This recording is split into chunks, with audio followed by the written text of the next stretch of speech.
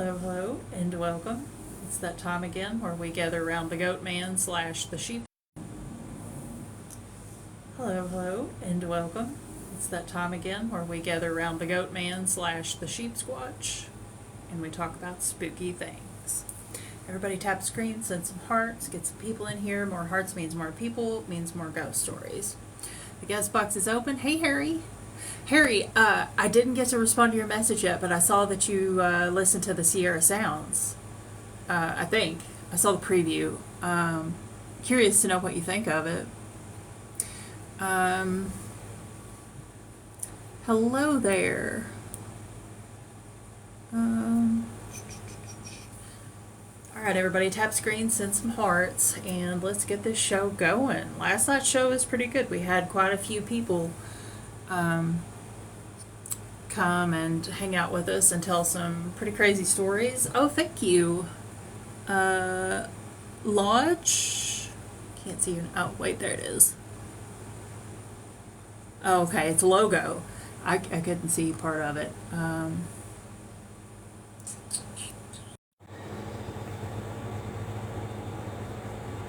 You love talking spooky experiences? Well, that's what we're going to do tonight. So, if anybody has any ghost stories, paranormal, extraterrestrial, cryptid, glitch in the matrix, just weird in general, feel free to hop in the guest box and come up and talk about it. I don't know where Chris went. That was weird. Maybe I can. Oh, okay. Hey, there you are. Here I am. Yep. Harry says it's crazy. Yeah, those are pretty crazy recordings. I've heard a lot of people say that they don't think that they're legit, but I don't know. I think they seem like they are to me. Talking about the Sierra sounds, the squatch noises. Um, Mm, don't know how I feel about those. have you heard them? Yes, I have. On Joe Rogan's podcast, he thinks they're real. Ugh. Well, I might have to reconsider. No, I don't know. I think they're really interesting. Whether or not they're real, I have no idea. But they're really strange. They do kind of sound like a language because I've heard people say that they sound like language, intonations and stuff, and the conversation per se. And I'm sitting here, hear a kitchen cabinet door shut. Oh no! It sounds like your house is haunted. So how's everybody's Monday? Everybody hanging in there like a hair in a biscuit because that's what you've got to do sometimes, whether you like it or not. Um, Gave you goosebumps? Yeah, I know what you mean. Guest box is open, guys. If anybody wants to come up and talk paranormal stuff, we have a person. We're gonna see. We're gonna see what this person has to say. It was quick though. Um, Hello. Hello, welcome. It's You got a spooky story for us? Yeah, I got pictures of myself in heaven.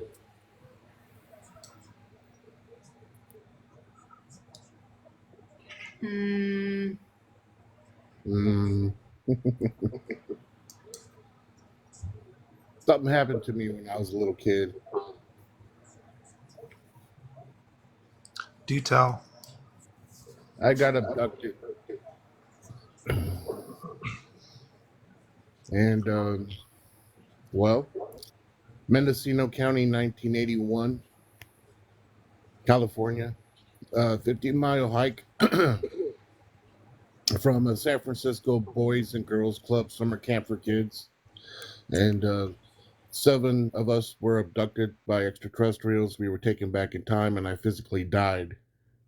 So I'm capable of taking pictures of myself in heaven, up above in our environment, which I have on my main profile picture. I'm definitely gonna check that out. Yeah, it's all real.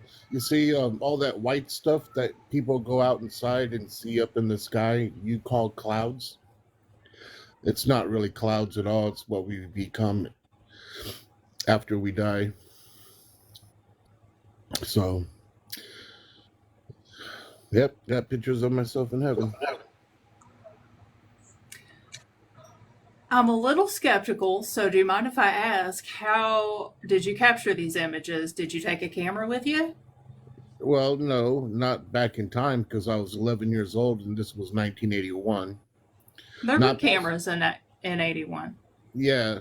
Well, there were cameras, but not really when you're just at a camp, summer camp for kids, and you're 11 years old, which I was, and well, we got abducted, taken backwards in time over 10,000 years, and I'm recorded on petroglyphs, which you people call petroglyphs today, rock art, ancient native indigenous. And, well, I fell off a tall rock, not past life experience, not incarnation, but I fell off a tall rock, and I physically died, and I came back into myself. And, well, we came back to this time period inside of the UFO with extraterrestrials, and what you would call transcendence, the ultimate powerful transcendence of them all, is to die back in time before your natural physical childbirth and then go past your physical childbirth. And then voila, pictures of myself in heaven. Taken with my cell phone, the ultimate selfie, you know. And I got all the proof of it. It's all over my social media. It's all over my TikTok. It's all over my Facebook, YouTube. I've been given awareness to people about things that they can't understand. So, Well, we appreciate you coming up. Thank you for your time. yep. I So there's this thing. I just to clarify. A lot of times, guys, when I go live, if I get a guest really quick, it's a lot of times it's a troll. So sometimes I don't know what, like, you know what I mean. Um, just throw that out there. Just something to think about. I have no idea what's going on right now. You have a demon with you always. Well, honey, put a pink collar on it and give it a name and take it, get its nails clipped. That's what I would do.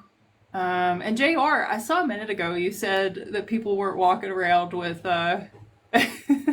with cameras back in the 80s. I mean, lots of people had cameras. I grew up poor and I had a camera,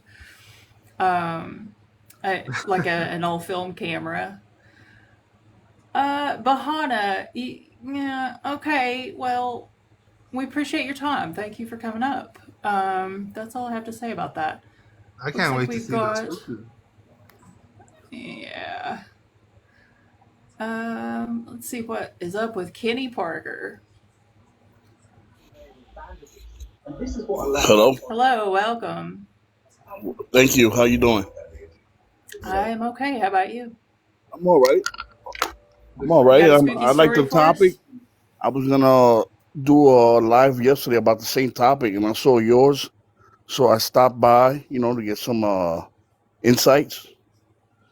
And yeah, I've been through a lot of stuff that happened in my life: paranormal, supernatural, Bigfoot, all that stuff.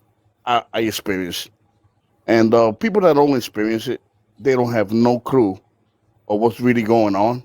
I feel like I've been blessed that I went through this stuff because at first I was one of the ones that on the other side that'd be like, yeah, those guys are lying. Them guys are full of crap. They don't know what they're talking about until you experience it. You have no clue of what's going on. Hello? Yeah, so do you have a story for us? Yeah, I got plenty of stories. Um, Okay, well, we usually do the spookiest okay, spooky story you have, okay, so. the spooky story. All right. Now, my friend grandfather had 200 acres of land connected to a state park in Atlanta, right? So, if you really look at the property, you don't have no borders because the border is the state park. So, you can go forever in that thing. But a lot of animals came to our side of the property at nighttime, like deer and stuff like that. So one night, I was sitting in front of the house. The house sits like right in the middle of the property, and you can't see the road. It's about a mile away from the house. So you got to drive. Once you get in the property, you got to drive about a mile into the, maybe half a mile. I want to say a half a mile until you get to the property. So I heard some stomping up there, and I thought it was deer, you know, and it stopped. It just was deer. When they get spooked, they like jump around and hop off, and then you don't hear them anymore. This thing was stomping, like running, boom, boom, boom, boom. So I'm like, wow, what the hell is that? So I grabbed the quarter, 25 cents case quarter, out of my pocket, and I started banging on the window. I was sitting in the front porch, and I started banging on the window because I didn't want to say a name and spook the creature. So finally, my buddy comes out, but when he came out, the monster stopped running. So my buddy was like, "Yo, what you need?" I said, "Yo, man, there's a monster out there. There's a monster." I was telling him. He just like, "Yeah, right, man. You drunk, man. You bugging. You tripping." I'm like, "No, I'm telling you, man. I'm serious." So he's got a dog, a pit bull, that chases deer, chases anything in the property, chases it away. This time, the dog had his tail between his legs, and the dog didn't even hear the monster, and the dog was spooked already. So next thing you know, when he got ready to go back inside, and he called me a liar, the monster started coming our way. So he started, and the reason why I say monster, I don't want to say Bigfoot, because I never saw it, but it came to the edge of the woods, about maybe 50 feet from where we was at, or maybe 30, or maybe 60 feet, something like that in that neighborhood. And but he was running, stomping, breaking branches. I mean, it's like a freight train going through the woods. I mean, everything in his path, he took it out. You hear the things breaking and everything. And when he got to the edge, he let out a roar so loud that it didn't fit the animal. You know what I mean?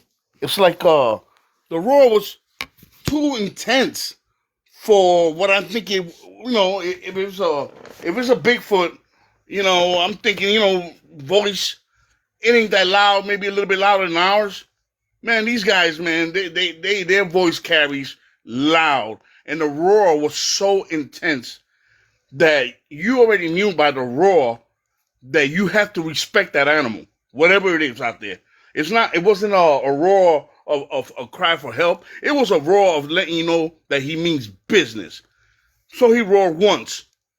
My buddy went, "Oh my God," and he ran inside with the dog, left me outside. So I stayed outside. Then the monster roared again. And then, you know, I was just more shocked than everything. I didn't even bother to grab a phone, because a lot of people, you know, they got a phone, they record everything. But when you go through something like that, yeah, that's the last thing you're thinking about is a phone. I didn't think about no phone, and I had one right on me. But I'm thinking about, wow, what's going on? This is a monster for real, you know? And then the monster let out two roars at the end of the woods, right at the edge, and then he started going up the hill. And when he got up to the middle of the hill, he let out another roar. And then when he got all the way to the top, he let out another roar. So therefore, there was four roars all together. Boom, boom, boom. Monster's gone. That's what happened on Friday night. Now Monday, when I went to work, you know, my buddy, that lived there, that his grandfather owned a property, we worked together. We went to work, and I started telling everybody about it. Do you know that guy denied what I said and left me hanging to the people, and everybody started thinking that I was crazy? And I was like, I looked at him and I said, "Yo, why are you not confirming it, man? You don't want people to think you're on drugs." And yeah, man, it's not about being on drugs, man. It's about telling the truth. And he never backed me up or nothing. He acts like this thing never happened, which disturbs me so much, because that was a hell of an experience for somebody to ever go through in life, you know? So then about a month or so passed, right? No monster, nothing. So a couple of girls came over to the property to hang out. So one of the girls went inside the house with my buddy, and he left me out with another girl I never met before. She was just with the other girl. So I sat her in my truck and I drove around the property and I started talking to her about the monster. So at first she was looking at me like, you already know how they look at you, like, yeah, this guy, he's on one. So, I didn't care because I really don't. If you go through that thing, you don't care who believes you or not, because you know it's true and that's what matters to you. So this girl is sitting on the driver's side, passenger side, and I'm telling her about the monster. She just totally ignored everything I said. And I looked at her and I stopped the conversation. So we drove all the way back to the house and we hanging out outside. Then the roar came out, like way away, but you could still hear it loud. I want to say maybe a half a mile away or something. The roar came out. And she goes, "Oh my God, what was that?" And I told her, "That's the motherfucker I've been telling you about." She goes, "Oh my God, I can't." And man, she burst out in tears because she could not believe it. That's how intense that roar was in the middle of the ground. You know what I mean? Like you could hear that thing. There's no animal in this earth that yells and screams and roars like that ever. There's not one animal in the zoo that could roar like that monster. And his roar was super, super loud, like way out there. And it's almost like Godzilla's coming. You know what I mean? And the girl, man, she busted out in tears. Because she told me after the situation, she's like, "Man, when you was telling me that stuff, man, I didn't pay you no attention. I thought, you didn't know, you were just full of crap. But oh my God, I can't believe it." She was exciting, and the bad thing about it, but I never saw that girl again. She just came that day, hung out for me, and then left, and I never saw her again. And I had somebody that was with me, to tell the story together, as two people witnessing instead of one. I have none. Still have none. And I still remember it. I will never forget it. And it was a hell of an experience. Now, ever since that happened, I started doing research on those parks that are close to Atlanta to see if they have any reports of any monsters. Because, like I said, I don't know if it was Bigfoot or not. I don't know. I've seen these Bigfoot things on TV where the footprint has the toes, but they don't have, like, nails, like at the end. And not far away from where we was at, now this is inside the park. It was snowing, and there was a lot of snow on the ground. So four of us went out there to hunt, but we was going to hunt on our side of the property. So we didn't take no phones, of course, nothing. I had a drone with me, but I didn't put it to fly. But do you know that at the middle of the snow, we saw a big footprint, just one, not steps leading to it. Not, what I'm saying, just one footstep in the middle of the snow with nothing else going anywhere in and out, but 1 foot, and it had claw marks on it. You know what I mean? Like Bigfoot's feet they show the toes, but this one, it showed the toes, but in front of the toes, it had indentions, like into the ground, like it had claws in its feet, but it was just 1 foot.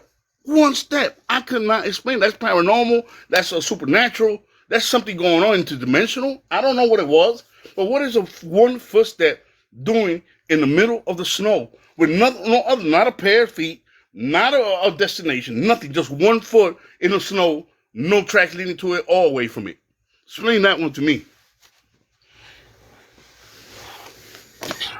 Yeah, I don't know. I've heard of similar cases like that, though. And I was going to ask you if you thought it was a Bigfoot. Are you familiar with the Sierra Sounds by any chance? The Sierra, what are the sounds? The Sierra Sounds were recorded by, I believe, Ron Moorhead back in the 70s. And he claimed that he captured audio of Bigfoot, multiple Bigfoot talking and screaming. And a lot of people in the Bigfoot community kind of use that to gauge experiences. And so I was asking anybody that thinks that maybe they had a Bigfoot encounter if they've listened to it and if it sounded anything like what they heard. I didn't hear. All I heard was 4 roars, and that's it. Nothing else. No breathing. No. None of that. No growling. Just 2 major roars. Like, I don't know if you ever seen that movie Predator, the first one with Arnold Schwarzenegger. You ever seen that? Yeah. You know when he pulled out that thing out of his leg that the monster went, yeah! When he pulled out that thing out of his leg, it was either a piece of steak or a piece of metal sticking in the monster's leg. And when he pulled it out, he screamed real loud. That's exactly how it was, but real intense, real loud. Like you wouldn't put a 10-foot guy behind the voice. Put it that way. I would have put a 30-foot guy. 40 foot. Nothing of his size that loud. I mean, it was crazy. I couldn't believe it, man. And it touched me, and I feel special about it. I don't regret nothing of that happened. Now I'm a Bigfoot guy, and I'm all into it. And like I said, I don't know if it was Bigfoot because I never saw him. I never. It could have been the monitor guy, whatever monster they got out there that's big, because they got a few of them out there. It's not just Bigfoot. They got the skunk guy, the this guy, and the other guy, and all that, and they whatever it was, and leading to, like I said, I don't know what it was, because of the fact also is that 1 footprint that we found on the ground with the claws. What if it was the same animal that came up to us? The one that looks like a bull. What is it called? A minotaur? I forgot his name. What they call him? Yeah, there's like minotaurs and Yeah, centaurs in minotaur. Yeah. mythology, but Well, yeah. well, the minotaur. I'm gonna tell you the story about the minotaur now. Now, in the same house, my buddy's grandfather's girlfriend from Germany hung herself in the basement, in a Oh, bottom. try to watch your language because Okay, it'll yeah, yeah. get the yeah. Okay, Just use code words like just using. unalived. Yeah. Well, anyway, so so when we went to the attic in the house, when he first moved in, we went and checked out the attic. There was a chair in the attic facing the front window, and there was a book in German about the monitor guy, whatever. How you say it again, man? There's minotaurs, Minotaur. centaurs.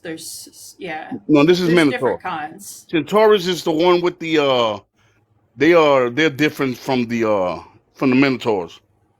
But Hmm. so this book was about that creature, but it was in German, and it was up in the attic, a rocking chair facing the little window that faced in front of the house.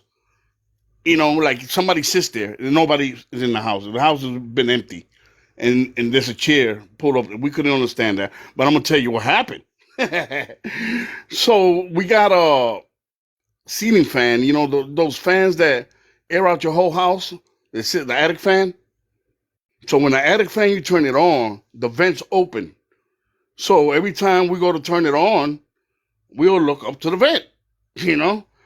And one day I went to go turn that on, and a ghostly figure just glided over it. Now that scared me so bad. It's like it glided right over the vents. And I mean, if you'd have saw me scream, I mean, that scared me more than Bigfoot. I'm telling you, it scared me so bad because I never experienced that ever. Whatever glided over the vent, because all I saw was white. It was almost like somebody had a white dress. It could have been a man. It could have been a woman. Who knows? But they were gliding. They were like over. You don't see no footsteps or nothing by the vent. They just floated right over it, and you could see the clothing, and all I did was, oh my god, and I said a couple of bad words and left and ran from the second floor down to the bottom and told the guys about it, and the guys was like, yeah, right. So we all decided to take a mission and go up there in the attic and check it out. Sure enough, nothing there, nothing out of place. Everything is normal, everything is regular. So the next day, my buddy left and left me with his girlfriend, the one that came with the other girl the first time. Well, he left me with his girlfriend in his house because he went to the store. So when he went to the store, me and her were inside the house. Now, mind you, this house is beautiful. Not but glass windows that are so big that maybe I want to say 4 by 9 foot. I mean, all over like the kitchen is connected to the patio. The patio is huge, and all that is glass. Like from the inside of the house, you can almost see like whole half of the house. You can see the woods. The other half has got, windows and stuff like that. But that one side by the kitchen, you can see everything. So me and her are hanging out in the living room, talking, shooting the crap, talking stuff. And this big glass just drops into the kitchen. Boom! And you hear it break, and you know how glass breaks? The same noise, real loud. And this is only like maybe 20 feet from where we are at. So me and her jumped like, oh my God, what was that? So we got up to go look at the kitchen because we figured one of them glass windows. I mean, not windows, but yeah, well, I guess windows, but it just, and they all big. One of them fell from the top of the balcony, from the patio, the covered patio, and we thought it fell in the kitchen and busted up. We go look, and there is not a single thing broken or anything. It's like nothing happened. And I'm like, I mean, we both heard it, which was good, because it was just me by myself. She heard it too. And nothing was there. I mean, and you hear this like it's clear as day, a glass break. Bah! You were like, oh God, what the hell is that? You go check and nothing is there. Nothing, not a trace of nothing. And about a week later, me and the same girl hanging out in the living room again. We heard a similar noise, but not this time. It wasn't a glass that broke. This time it was like something broke real big, and then the couch we were sitting on, the back wall is the steps to go upstairs, right? So you just get up from the couch, make a right, from the couch, and right there the steps go up right behind the couch and the wall in between us. So the thing fell right around up there, right by the stairs somewhere. Whatever it was so loud that it sounded like something broke, like brah. I went and grabbed. Well, at this time I already got a shotgun in the house, so I grabbed the shotgun because I don't know who's upstairs. And the girl said, "Come on." She led, and I was behind with the shotgun. And we opened every door, every closet, everything. Nothing was broken. Nothing. And I was like, oh my God. Not only that I encountered Bigfoot over there, I also encountered paranormal. And then another story also that's included in the same area. They found ruins in the state park. I don't know if you ever heard of the Moon Eye people. Yeah, I've heard of it. Okay, so they got ruins in the park. In the museum of the park, they also got some stuff from the Moon Eye people. So they said that these people come out at night. So while we was in the property, we look on the other side of the hill, like the house is up in the valley kind of, and then you got a couple of, these are not mountains, they're big hills though. They're pretty. They probably go 100 feet, up in the air. I don't know if you want to call it a mountain or whatever. So in between the property in the valley, on one side of the hill, we look towards the other side of the hill, and we see like 7 or 8 guys, single file, walking with candles, one right behind the other one. And we were like, oh my God, what the hell is that? So we got on the truck, we drove all the way on to the other side. Nothing was there. I don't know if these guys were the Moon Eye people. I don't know if they hid inside a cave or something. But, I mean, you could tell they were in the property where we was at, because you could see it. I mean, you could see beyond the property, And they were in our property, on our side, and we went over there, and they were nowhere to be found. And these were like 8 or 9 figures or whatever, or maybe they were ghosts, who knows? But they were walking in single file, and they had candles. Each one of them had a candle. And that was weird. Yeah, We definitely. never saw them. We had a story like that the other night as well, pretty similar to that one. Really? Pretty interesting. Yeah, we actually did. It was our first cult story that we ever had. But listen, I've got some people waiting. Yeah, that's fine. So I'm going to move on to the next guest, but we really appreciate your time. No problem. Thanks for coming up. Have a good night. You too, baby. All right, guys, tap the screen. Let's get some people in here. The number dropped pretty bad, so let's try to get back up there so we can get in the algorithm. Get some ghost stories, and we have Heisenberg. Heisenblurb. Okay. Ooh. Welcome. How's it going, everybody? Good. How about you? Good. It's okay.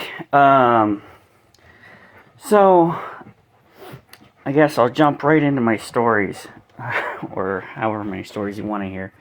My wife and I moved into this little house about a year and a half ago, and it's a little bit spooky. It's not really that scary, but like every once in a while we'd see like shadows and stuff. And there were sometimes, I swear, I would hear footsteps, like heavy, fast walking footsteps, and I would think it was my wife, but it wasn't her.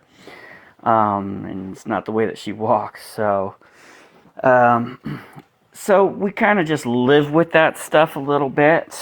And it doesn't really bother us too much.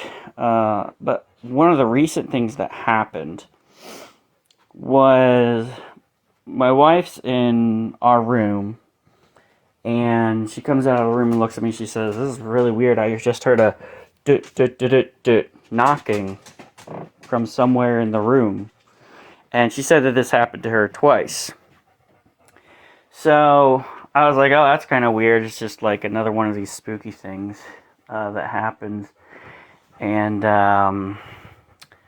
then a few nights later, my wife's not in the room. I'm just in the room by myself. And I'm just kind of like getting things situated in the room. And my wife's mother passed away like maybe 2 years ago, and we keep her ashes in our room, and it doesn't typically bother me at all. But for some reason that night, as I'm getting things situated in the room, just doing my bedtime routine, I got this feeling. I got goosebumps, and the hairs on the back of my neck just stood up. And I felt like somebody was right there. And if I turned my head, I was going to see somebody. Well, I didn't see anybody, but I laid down on the bed. And as I was just looking on my phone, I hear on the wall next to me, doot, doot, doot, doot, doot.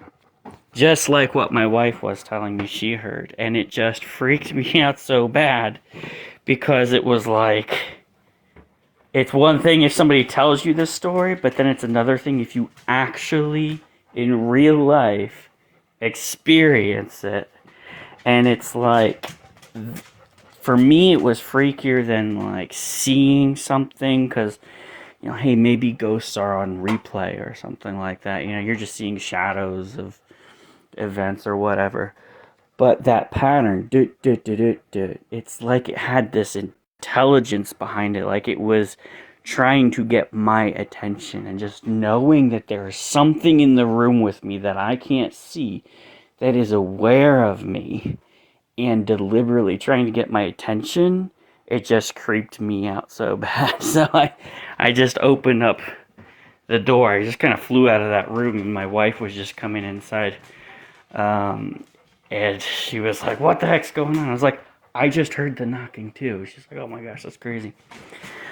Well, we were watching, it was around Thanksgiving time this past year, and so we were watching that movie Planes, Trains, and Automobiles, and this was a movie that my wife's mother always loved to watch around Thanksgiving time. And there's a scene in there when they're at the hotel, and the guy just rings the bell at the desk, ding, ding, ding, ding, ding, and he doesn't finish it, I don't think, in the movie. And so we were like, oh my gosh, maybe that was just your mom checking in for Thanksgiving with us. So that's one story that's pretty recent.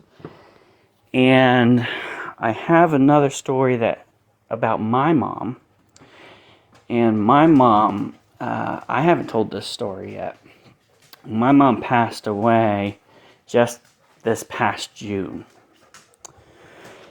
And I always wondered if somebody that close to me passed away, would they show up to visit me? Because I've heard of that happening before. And I didn't really know if I could deal with that, Well, one morning, this was about 2 weeks after we got back from my mom's services. We had to travel quite a distance. So about 2 weeks later, I'm up in the morning. I'm getting ready for my work stuff. And my wife looks at me and she says, "Your mom visited you last night." I said, "What?" And I got goosebumps. She was like, "Yeah, so at like 5 o'clock in the morning, I woke up and I saw this whitish figure leaned over you like it was somebody checking on you. And the face was kind of blurred, but the hair was like blonde, but the roots were dark. And when this figure stood up, I just had this sense it was your mom. And I was surprised at how tall she was. And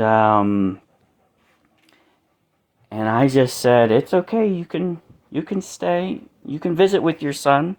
And then the figure just turned towards the door and just walked through the door. So my wife tells me this story, and it was spooky because my wife actually never met my mom in person. So she didn't know that hairstyle was like what my mom's hairstyle was almost all the time. And something else that people said about my mom all the time was that she was taller, tall for a lady. And that was kind of a thing for my mom because she used to want to be a ballerina when she was a kid, but then she was too tall and she wasn't able to do that anymore. So it's like this whole story.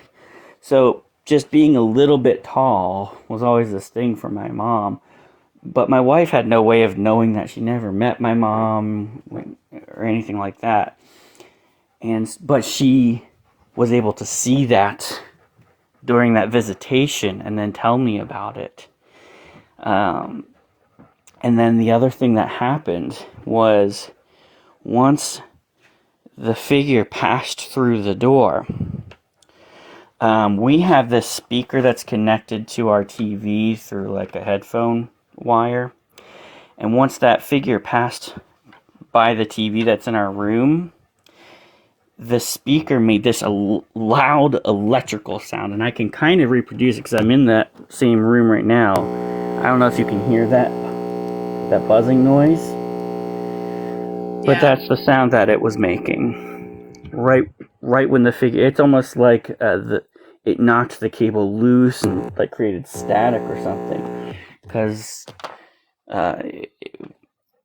so up until that point, up until it messed with the speaker, my wife wasn't afraid at all. She was very peaceful. But once the figure left and it threw the speaker out of whack, and it made this loud, abrupt noise, then she was just very creeped out and just laid there for a while before getting up to fix the speaker. So it even like impacted the physical world. And so that I never really thought that I would actually have a visitation from somebody who passed. But I think if it was, well, in my mind, I always thought people who have that experience, they're probably just dealing with a lot of grief, right? And so their mind just, in grief, it creates these visions just from their mind. You know, it's probably not real, maybe, I don't know. But the way it happened for me was I wasn't even the one to see it. It was my wife who saw it, and the things that my wife saw corresponded exactly to things that my mom would do. Like even when I was an adult, if I would stay overnight at her house, she would come in and check on me, even as an adult. And that's what this figure was doing. Yeah, so all of the details lined up with my mom just makes it seem like it was very real. Yeah, that's pretty amazing. I also, my mom passed away last July, and I had at least two strange experiences, relating to that, and kind of threw me for a loop because I'm one of those people that thinks when we die, we just go poof. So it was really weird. And, but yeah, it's intense. So I definitely can relate. Yeah. I also have like an alien story. I don't know if you have time for another shorter story. Yeah, go for it. Okay, so this was back in the 90s. And back in the 90s, aliens were scary. Yeah, it's not like today where they're kind of goofy and all that. And my friend and I were really into UFOs and everything. And this was an experience that I describe as a dream because it could only have been a dream. It's crazy to say it was actually an alien, right? But the way I remember it is as a real memory. So I'm laying in my bed. And in my bedroom at that time, the foot of the bed kind of faced the door. So in the middle of the night, I was woken up by the sound of my door opening.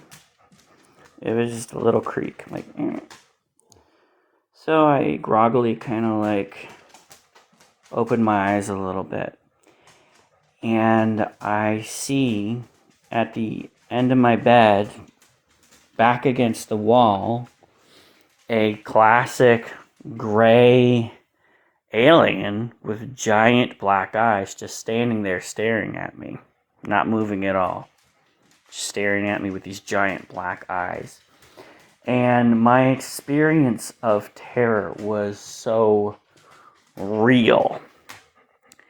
And I'm laying there totally afraid. I don't know what I'm going to do because there's an alien there. And I wish it would just go away. And I wish I could just fall asleep and ignore it. But I can't do that either because I'm too scared. Well, I'm laying there. My mind is racing and everything. And this alien is not doing anything. It's just standing there staring at me, being creepy. And so my level of intense terror starts to come down a bit. And so then I start thinking about a plan. Well, how am I going to get out of this situation? And I think to myself, well, I'm going to just jump out of bed. And I'm going to push this thing against the wall, and then I'm going to run out the door and get away. So that's what I did. I turned over, acted like I was kind of shifting in my sleep, and really I was just kind of positioning my legs to just propel myself out of bed. And so then I took a deep breath, and I flew the covers off of myself. I jumped off of the bed. And I went to push this thing into the wall. And the second my hands touched its chest, I remember it felt like frog skin. And I know what frog skin feels like because my mom had a pool. And this was at my mom's house when I was a kid. And there would always be frogs, so I'd have to get them out. And it felt like frog skin. And as soon as I touched this thing to try to push it against the wall, I instantly blacked out. And there was no time between when I blacked out and then it was morning. And I woke up and it was just instantaneously morning. And I remember that as a real memory, not as a dream. And I don't have any evidence that it was real, but later on in life, I learned about fear and I learned about exposure therapy and stuff like that. One of the interesting things I learned is that if you're in a state of terror and fear, your body physiologically can't maintain that level of energy indefinitely, right? So exposure therapy is like they bring out the thing that you're afraid of, or they expose you to the thing you're afraid of and let you sit with it. And as you sit with it, your level of fear comes down. And that's what I experienced in that dream, let's call it, before I ever even knew that that was a phenomenon. So I experienced exposure to fear in a very realistic way in this so-called dream. So maybe that's evidence that something about it was real. I don't know. But around the same time, my friend had another very similar experience. I won't get into the whole story because it's a longer story, but he dreamed that he was actually abducted, and there were these aliens that were very similar to what I saw, and he started fighting them, like, no, no, no, and they used some kind of a device and zapped him in his shoulder and in his side. And he felt this intense pain, and then he blacked out. So he was telling me this at school in homeroom. And I was like, well, that's a crazy dream. He's like, yeah, I don't want to go to gym class today, too, because I don't know if I'm going to find, like, these marks on my body. I was like, whoa, that's crazy. Well, I kind of forgot about it. And then he had gym, I had my classes. And then we had the same lunch together. And he's like, I almost freaked out at gym class today. And I was like, why? What are you talking about? Because I totally forgot his abduction story. And he just kind of pulled down the collar of his shirt a little bit. And there was this is real life. There was a giant purple mark on his shoulder. It didn't really look like a bruise. It looked more like a what's it called? That birthmark. It's a something wine, port wine or something like that. Port wine, yeah. Yeah, that's what it looked like. And he also had one in his side where he said he got zapped as well. And this is not part of a dream or anything. This is real life. He had these marks on his body. And over the next couple of days, I went over his house like every day. And we talked about how crazy this was, and what does this mean? Were you actually abducted by aliens? And every day, those marks got smaller and smaller until eventually they disappeared. And we've never explained that. All we know is that he had this crazy experience. There are other things about it too, like there was a girl that on road trips he just randomly bumped into like 2 or 3 times at gas stations. It was very weird. And this girl was on the UFO when he was abducted. No idea why, but he's never seen this girl in real life since. So there's some things that happened in real life that we know are real life. And then there were things that happened in this abduction experience that we don't really know if it was real or a dream, but we know that there was physical evidence that corresponds to this experience in his case. So that's probably the most bizarre UFO experience that I've been close to in my own life. Yeah, I wish I had very pictures. strange. Yeah. Yeah. Wow. Yeah, that's probably the best abduction story we've had in a really long time. Pretty frightening too. Yeah, we were really into aliens and UFOs, and we would think that we saw things sometimes. At that time, we lived in Bucks County, and this was like 20-something years ago. Bucks County, Pennsylvania, which is kind of a UFO hotspot. Like there were mass UFO sightings at the mall where we would go all the time.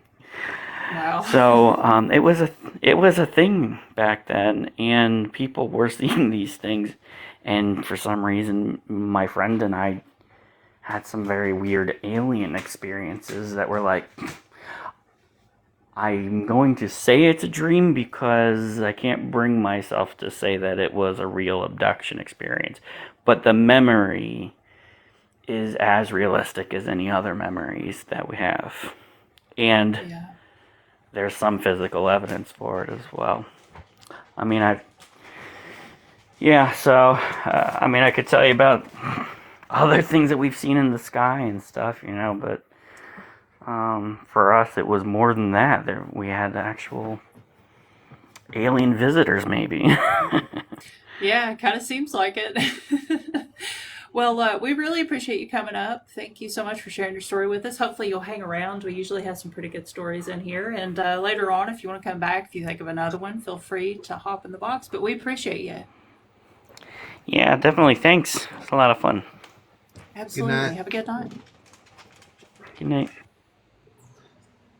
Very cool. There was a story. I know we've got some people waiting. I'm going to get you guys up in just a second, and I know what order everybody was in.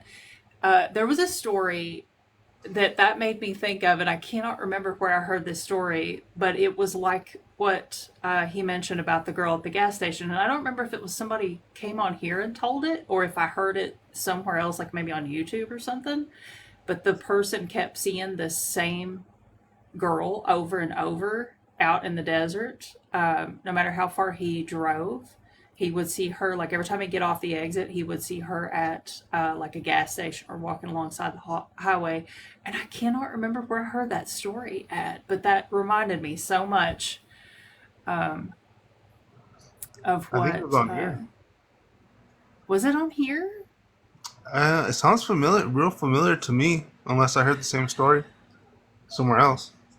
Yeah, I don't know. For some reason, I can't place that story and I can't remember all the specific details, but that was the creepiest, weirdest story. I don't know.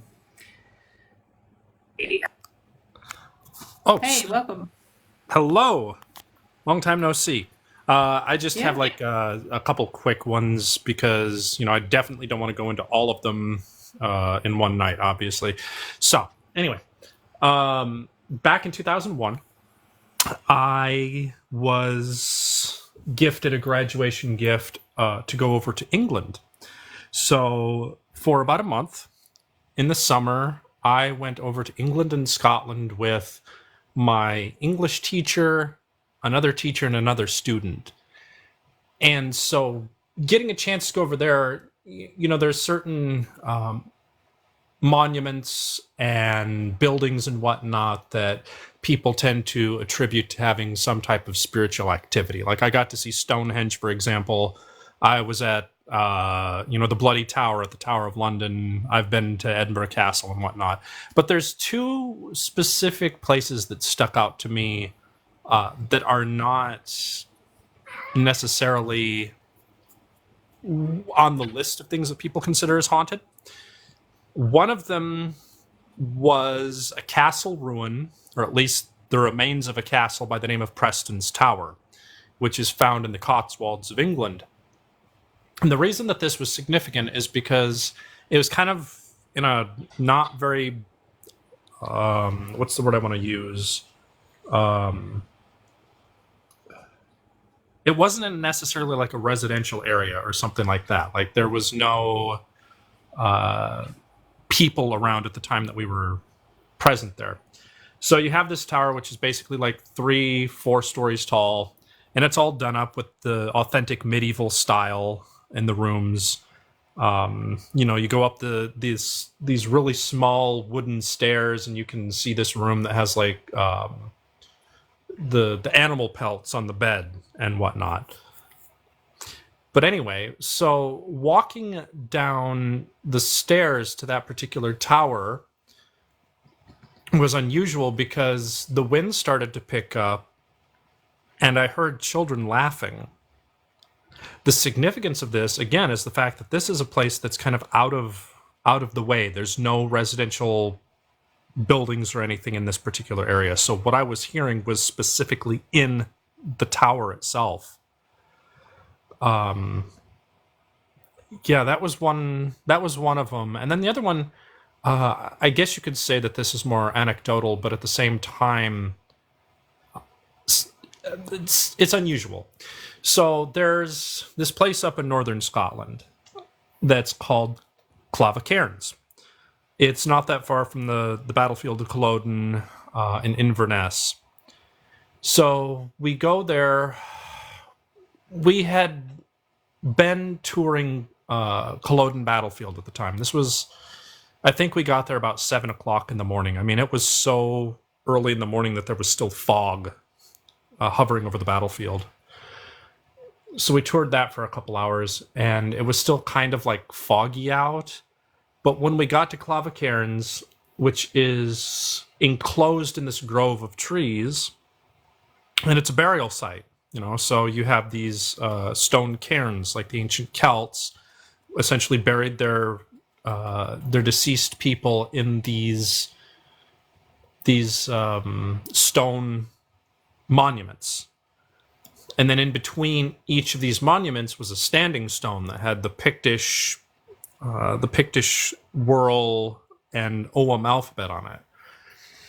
But the significance is that though it was foggy and kind of dark and gloomy outside, when you enter into this site, it felt light, it was sunny, it was entirely different than what was outside of the enclosure of trees.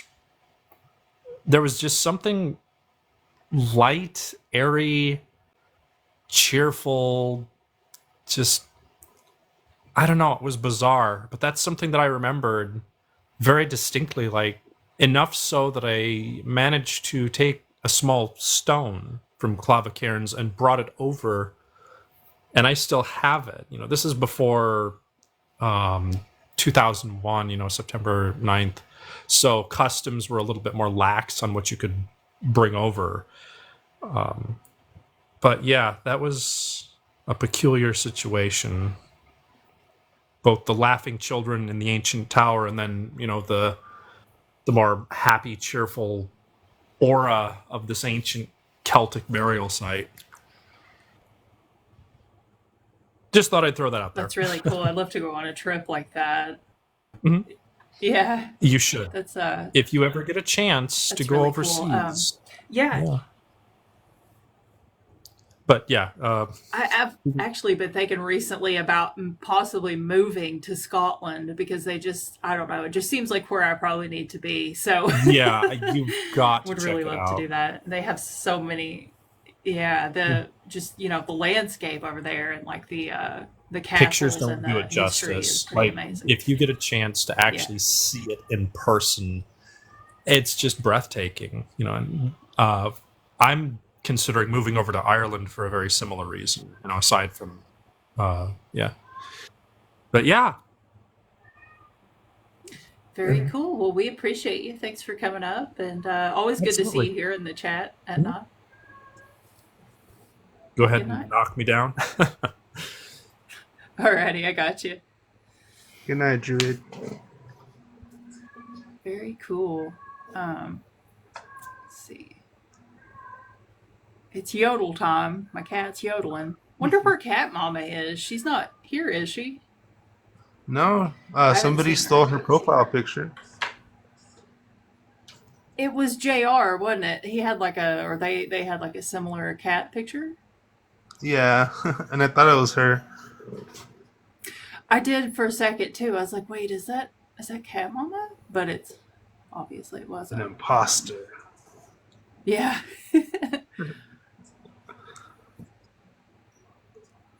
Hi, John. Wendy. Hey guys, how you doing tonight? Hello, we're doing pretty good. How about you? Uh-oh. I don't hear you guys for some reason. Oh no. Can you hear me? Can you hear me? Yes.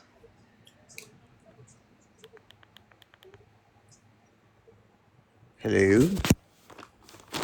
We hear you. Yeah, I can hear you good. Um, should I drop him down and then maybe he can come back? Maybe, yeah. Okay. Yeah, let me John, I'm gonna drop you, but come right back. Come back in the box. It's probably where you were in there for a little bit. Sometimes that happens. It just glitches out.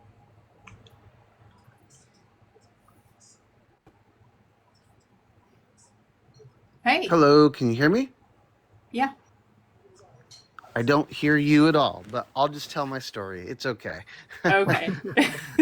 Okay, so this one's more recent, well, in the last year or two. So in January, I ended a long-term relationship, and we cohabitated for quite a long time together. So in January, I got my own place. But this story is mostly about the time we were living together. We lived in a 100-plus-year-old house, a little bungalow in Minneapolis, and nothing particularly terrifying happened. Now, I have told you stories before about hanging out with a bunch of friends and going on trips with friends who are all skeptics. I'm the only believer. So one of them was my partner. We lived together, and we would have really weird stuff happen in this house. I would refer to it as the ghost, and my partner would always roll his eyes, and he always had a what he thought was a rational explanation for anything and everything that was happening, and none of it made any sense to me, his explanations. But he said that his explanations were certainly by far better explanations than my calling it the ghost. So in this house, it started off with the garbage can, but just the garbage can lid, not the entire garbage can, in the kitchen, flying off the top of the garbage can and flying across the kitchen. And this was not a very easy thing to do because the space. Oh, and by the way, the kitchen was like the original kitchen. So you've got, sinks didn't have cabinets underneath them and stuff. This was like a refurbished farmhouse deep sink and everything. So there's just kind of open space under the sink and the rest of the kitchen. And we had the kind of garbage can that would slide under, and it had one of those revolving door tops that kind of sits on top, if you get what I mean. So there was really only like an inch or half of an, I don't know, maybe an inch of space between the top of this garbage can and the bottom of the sink. And for it to lift up and then propel across the kitchen, to me, has no logical explanation. And it would happen often.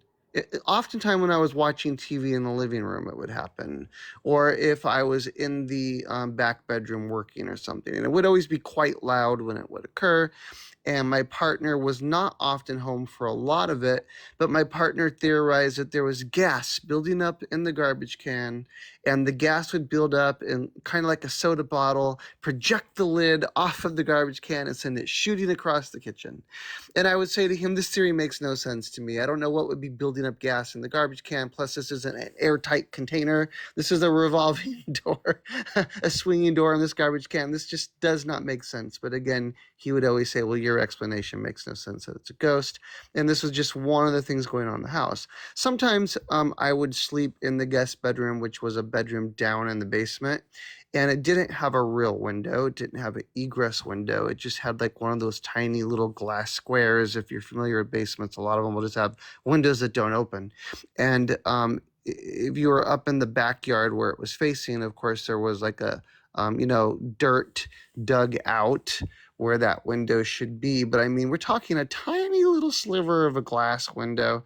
And I would be laying down there sometimes, and something would just knock like 3 times on that glass window, like it just wanted to get my attention. Now, at some point, I just stopped even really paying attention to it because I knew there was nothing there.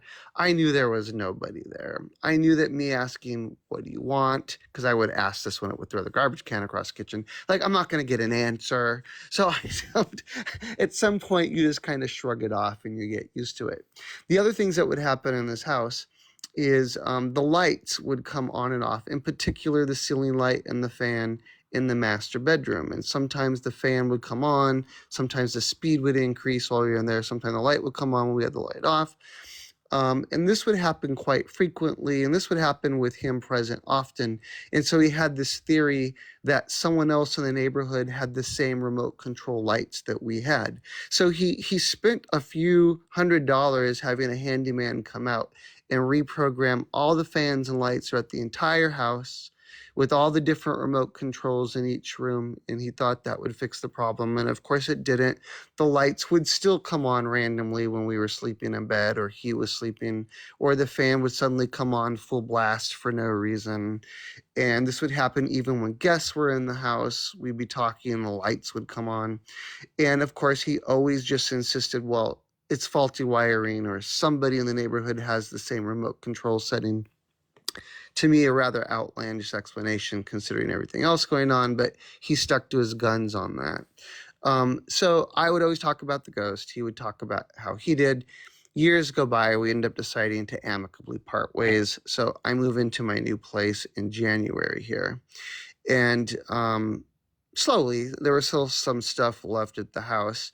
And I'm sitting in my living room, and I'm in a 1909 brownstone now. And so the way this was designed, they really didn't have like doors separating the rooms. And so like if I'm sitting in the living room, there's like an open entrance that goes into the bedroom, and I can see the closet when I look through the entrance. I'm sitting on the love seat in my living room, and I see something solid and dark randomly fall from the ceiling and hit the wood floor with a loud thud, like a pretty loud noise. Like this was an object of some weight, but it just randomly, like it materialized out of thin air in the ceiling and hit the floor. So I get up and I go investigate, and there is nothing there whatsoever. Absolutely nothing. Nothing that could have fallen from the ceiling, nothing on the floor to make this sound. And I have no idea what just happened other than I know I didn't imagine it. And as I've mentioned, my whole life I've been surrounded by weird spiritual things. So I just chalk it up to one of those things. But the next day, I go to my partner's home to retrieve some more stuff. And my partner had done some remodeling down in the basement and was showing me the work that was done. And my partner says, well, hey, did you take your ghost with you to your new place? And I'm like, no, man, that's your ghost. This ghost lives here in your house. It's not my ghost. And and we're walking around the basement, and my partner says, it's so weird. The other day, I heard a noise. I was sitting up in the living room, and I heard a noise down here. It was just like last night. Oh, actually, he said it was last night. Yeah. And he says, I came down here and there was like a cement ball, like the substance was like made of concrete or like a soft cement ball rolled up. And it was as if it just fell from the ceiling out of nowhere and landed on the dresser and broke up on the dresser and landed on the floor and broke into pieces. And I had to clean it all up. And he was like, they like broke up in chunks, but I can't find anything in the ceiling that would have caused this cement ball to fall down. And I looked in the rafters and everything. Like I didn't know if it was like a leftover from construction, but I can't find any logical explanation for what this was. It just fell and shattered. And I knew that he was a little spooked, and I knew that he was kind of in his own way without saying like he thinks something supernatural happened. That's why he was leading up asking me, did I take the ghost with me and all this stuff? Because I think slowly over time, he's like, running out of good explanations for his stuff. He can't blame this on the neighbors. And I just said to him, oh, that's so weird, because that kind of matches like this story. And I told him what happened in my apartment, and he just rolled his eyes like he always does. He rolls his eyes in this way. He's like, oh, you're so crazy. But I know that really on the inside, it unsettled him a little bit. I don't have any other occurrences since I moved in this place in January. It's just been peachy keen and quiet. I haven't heard anything else from him about what's going on over there. But yeah, just the latest and greatest story I wanted to share tonight. Thanks, guys. That's all I got. Thank you. I know you probably can't hear me, but thanks. It's weird that we're having audio problems tonight. I have no idea what's going on with that. Where was that All problem? right. Everybody, tap the screen, send some hearts, hit the share button, get some people in here. It's dead tonight. It's like crazy slow. It's really weird. Usually Monday nights are pretty busy. All right. Let's see what. Oh, Hello, welcome. I am Roxas. I live in the Devil's Triangle in Connecticut. Basically, I was on the phone with my friend, and my friend was like, close the window immediately. And I was like, okay, because she heard and saw through my camera 5 red eyes in the woods, because I live out in the middle of the woods. And she said, put amethyst and selenite really close to the windows tonight. And I said, okay. Because she said that basically there's like 4 portals around my house. Because she was very sensitive to the paranormal and like all this stuff. And ever since then, I started putting more selenite and more amethyst and obsidian to protect. Because they said that I live near the Devil's Triangle. And I was like, okay, I had to look up the Devil's Triangle. And I do. I live in Windham, Connecticut. It's very close. It's like really close to the border of the Devil's Triangle. But my friend who was on the phone with me, she was like spooked because she heard like noises coming from outside where I couldn't. But then I started hearing like little laughter and stuff coming in and out, like a staticky kind of thing. And she's like, you better close your window and put a lot of protection. So I bought a lot of selenite, obsidian, and amethyst. Because I live in near the Devil's Triangle.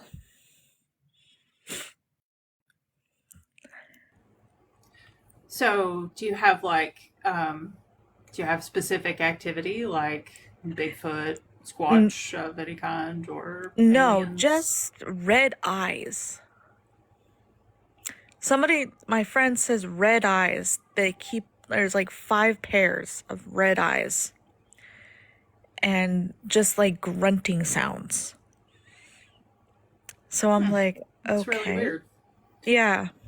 I'm not sure if you know about the Devil's Triangle in Connecticut.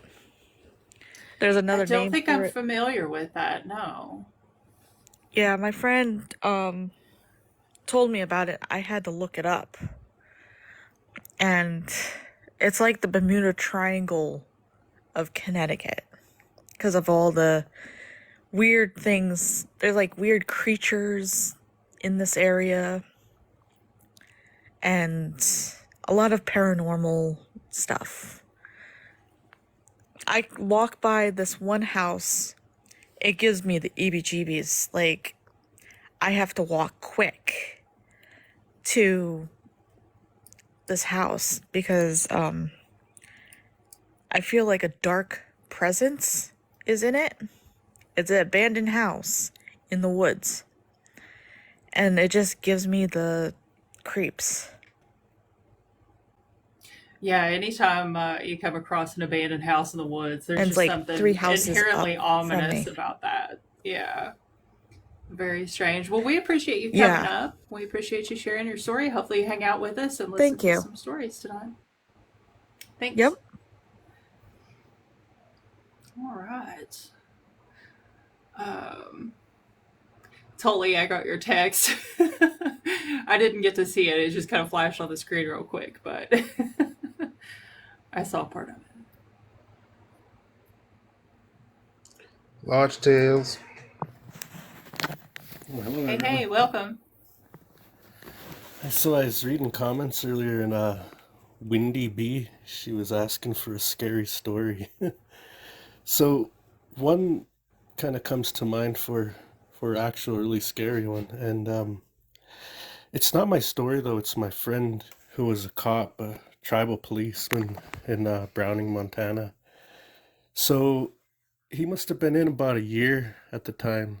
He's a young tribal cop, and one night he sees this car, driving erratically. So he pulls it over, and geez, it just so happens that it's his brother-in-law and his sister. But his sister's not drinking, and she has a little baby with her, and but her man was. That's kind of dangerous. But anyways, he takes him, and he's like, all right, I gotta bring him in. You can drive home from here, and but your man's gotta come with me. And so he brings him back to the station. She drives out of town. She lives about 15 miles out of town on this big hill. Anyways, so he brings him in. Next thing you know, he's just processing him, and he sees one of his friends walk out. He says, "Hey, where you going?" "Oh, I got a call up on Hausman Hill." He says, so and so is calling saying there's someone trying to get into her house. And he's like, "Oh God, that's my sister." And so he processes his guy real quick, and he heads out with him. But he already went out first, and there's another officer. There's three of them that are heading out there, and so his cruising, and about about what about 2 miles from the house, he passes that cop, or he hears him on the radio first. The first guy that went out there, and he says, "Yeah, I went and I looked around the house, and back. It's snowing. I didn't see any tracks, nothing. So I'm just heading out." Next thing you know, he's like, "All right." He passed him on the way. They kind of waved, and just then, dispatch called again and said, "We get another call from there, and she's saying that there's people trying to get in. So you guys need to get back out there and go." So they turn on their lights, and they start cruising really fast to get there. Well, as soon as they get there, she comes running out with her baby, and she's crying, and it's my friend's sister, and he throws her in the back of his car, and is like what's going on? And she's really shook up, and she's like, "There's just somebody trying to get in. There's somebody trying to get in. I don't know what to do." And just wait here then. And so him and another officer, they go into the house. The third officer goes around back, and they had called their dad, and their dad was on the way to pick her up. She was going to go stay with them for the night.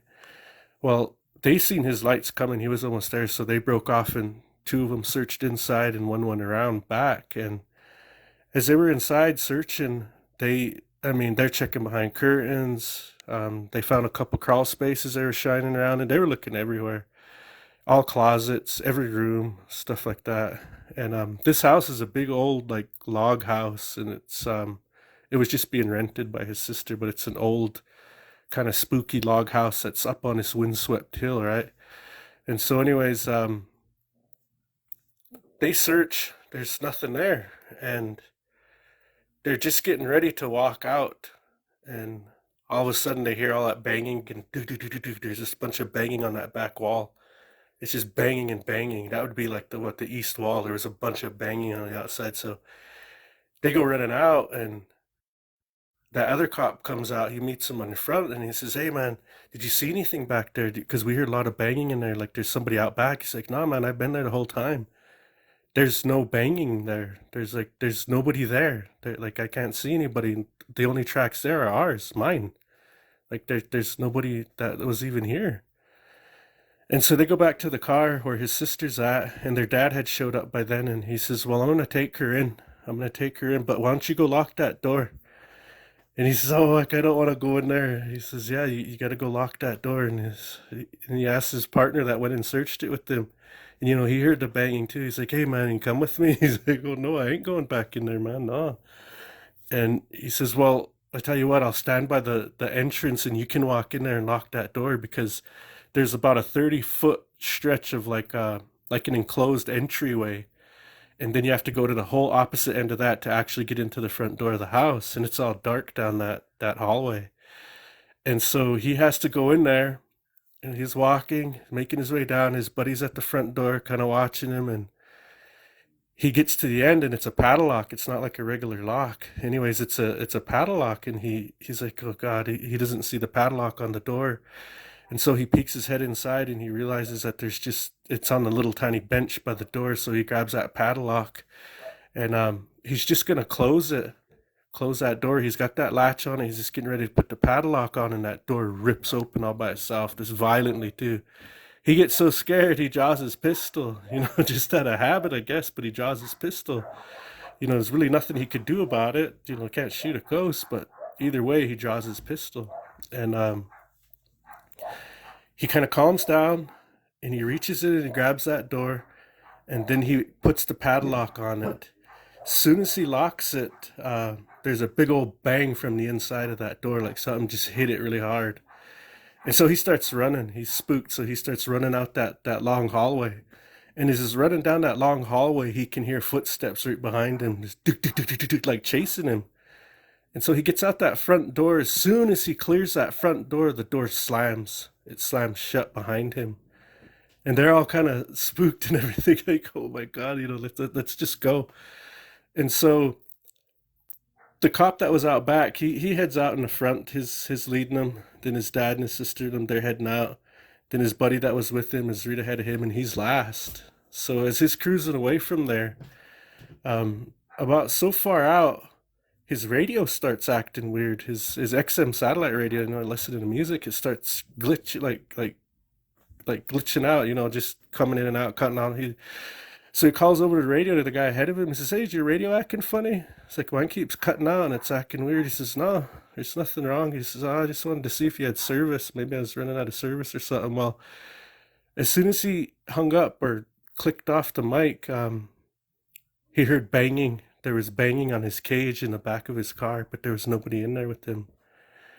And he started getting scared. He turned on his lights. He's like leaning forward, trying to get away from his back cage. And finally he gets back on the radio and he calls his friend. He says, "Hey man, there's somebody in the back of my car with me." And he's like, "Well, pull up. I'll wait for you, and then I'll get on the side of you and I'll turn my alley light on and I'll see what's in with you, who's in with you." And so he does that, and as soon as he pulls up beside him, my friend rolls down that back window, and as soon as he rolls down that back window, something came out of his car window and hit the other police car. And he said he visually seen his friend's police car like shake, like it got nudged really hard by something.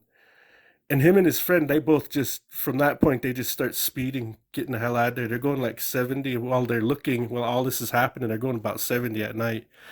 And after that happened, my friend just rolled up his window and they just gunned it as fast as they could and got back to town. And they got into his folks' house, and his sister got off, and they, at that point, they all kind of just met there, and they're all just smudging down the vehicle, but they couldn't see what it looked like. They didn't even see anything. It was like it was invisible. And the only reason he says he thinks something come out of his car is because whatever that was, when he rolled down his window, he thinks tried to jump into his friend's car. This is what they kind of think. This is their theory. When he rolled down his window, whatever that was tried to jump into his friend's car, and since he didn't have any windows rolled down or anything, it wasn't able to get in, and it just hit the wall. And spirits don't need a window or a door to get in. So that was kind of curious. But anyways, that's when it quit. After that little incident, it jumped out of his window, it quit, and they made it to town safe, and nothing happened, and they smudged everything down, and they were pretty shook up. He told me that was one of his most scariest encounters he had while he was on a police force. And so I got a couple other stories that ain't mine tonight too. This is about my wife. She's a nurse at an assisted living facility. Now, like I said before, I would never go ghost hunting myself. I never would. But if I was to, I wouldn't bring all of those lights and all of that stuff. Not that there's anything wrong with it. I just don't understand them. I would just bring a recorder, like an audio recorder, and maybe a cell phone camera or something, or some sort of a camera that I could video with. That's probably all I'd bring. I mean, and be all by myself and be locked in somewhere at night, overnight, the whole night, all by myself. That's how I would probably do it. Now, where I would pick is an assisted living facility, because these places, I mean, they're even more scarier than schools. They have way more activity than schools do. Now, schools are some of the most haunted places. I don't care what anybody says. "Oh, I've been to this insane asylum, this old prison." No. schools, man. Schools are the most active. I don't know why that is, but above that, I think an assisted living facility is probably the best. And so, anyways, my wife works at one, and of course, you all know that these people go there for their end of life care, and there's constantly things coming in and out of there. At her place, the run of the mill, normal every night things are people running behind them, elevator doors opening and closing, and you got to push the button for the elevator door to come open. They don't just open as they're sitting there idle. They don't do that. That's what happens to them every night. There be a couple, this is just one random one, like a couple will go into a room and the people are like, hey, where'd that man and woman go? There is no man and woman here. Well, can you lock my door? I don't like them in here. And can you leave my light on? I don't like them coming in here all the time. They argue with each other and they fight. I don't want them here. And this would go on and on throughout the couple 3 rooms where that couple, whoever it was, would go in there. Little kids, they're constantly little kids around these old people that are getting ready to make their journey. They come in there for some reason. I have no idea why, but they're being visited by lots and lots of things. One night while my wife was in this place, this lady, she's a total assist. She can't get up on her own. She can't do anything on her own. Total assist. She has to be helped dressed, cleaned. She's incontinent, so she needs to be changed, like diapers changed, bedding changed, all of that. She cannot get up on her own. One night she's sitting in the office doing paperwork, and she looks up because they're like a centralized office with windows in every direction, in every hallway. They can see every door. And she just looks up, and that woman's fully dressed, standing there staring at her through the window. And she's like, what the heck? Come on. She gets up and, let me help you back in. You're not, it's a memory care floor that this happened on. And so she helps her back to her room. And the whole time she's walking her back to her room, she can't figure out how she got dressed and even made it down here when she's on full assist. Like, how did she get dressed? Like, what happened? And so a couple nights later, she said, there's a man that comes in here, and he's mean to me. He makes me get dressed, and he makes me walk out that door. And can you make him stop? I don't like him. And their memory's gone, so they don't really have an idea or a grasp on reality of a lot of things. So I always feel bad for them, because they get bothered so much. And as a native, I would if I was there, I would be like, man, I'm going to see this place out for you. I'm going to bless you. I'm going to do all these things. I'm going to try to help you. I'm going to put barriers in your room, but they're not allowed to do things like that there. It's just the saddest thing. I mean, they have to just be witness to it all, and their hands are tied. They can't really do anything.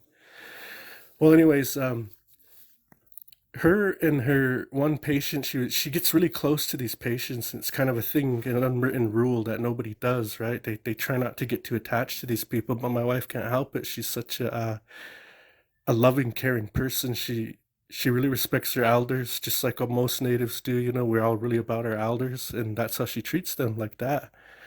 And so she befriended this man, and he was an atheist, agnostic, I don't know what the term is, but he didn't believe that there was an afterlife. He believes it just ends, and that's it. Boom, blackness, done, over. And then toward the end, he started asking my wife more questions because he was actually confronting his mortality. It was close. What do you think about when we pass on? What do you think happens? And she told her from a native standpoint what we believe and the things like that. And he would ask more questions and more questions. Do you think it's over? And she would just be honest, like, no, I don't think so. Not according to our stories. And she says, I could tell you a few. And she told him a few of when past relatives have come back and visited people and things and, stuff like that. So one day they were sitting there and she was helping him, and he had this pendant that he bought on his own. He owned the pendant. It wasn't like from the assisted living facility that they kind of issue out.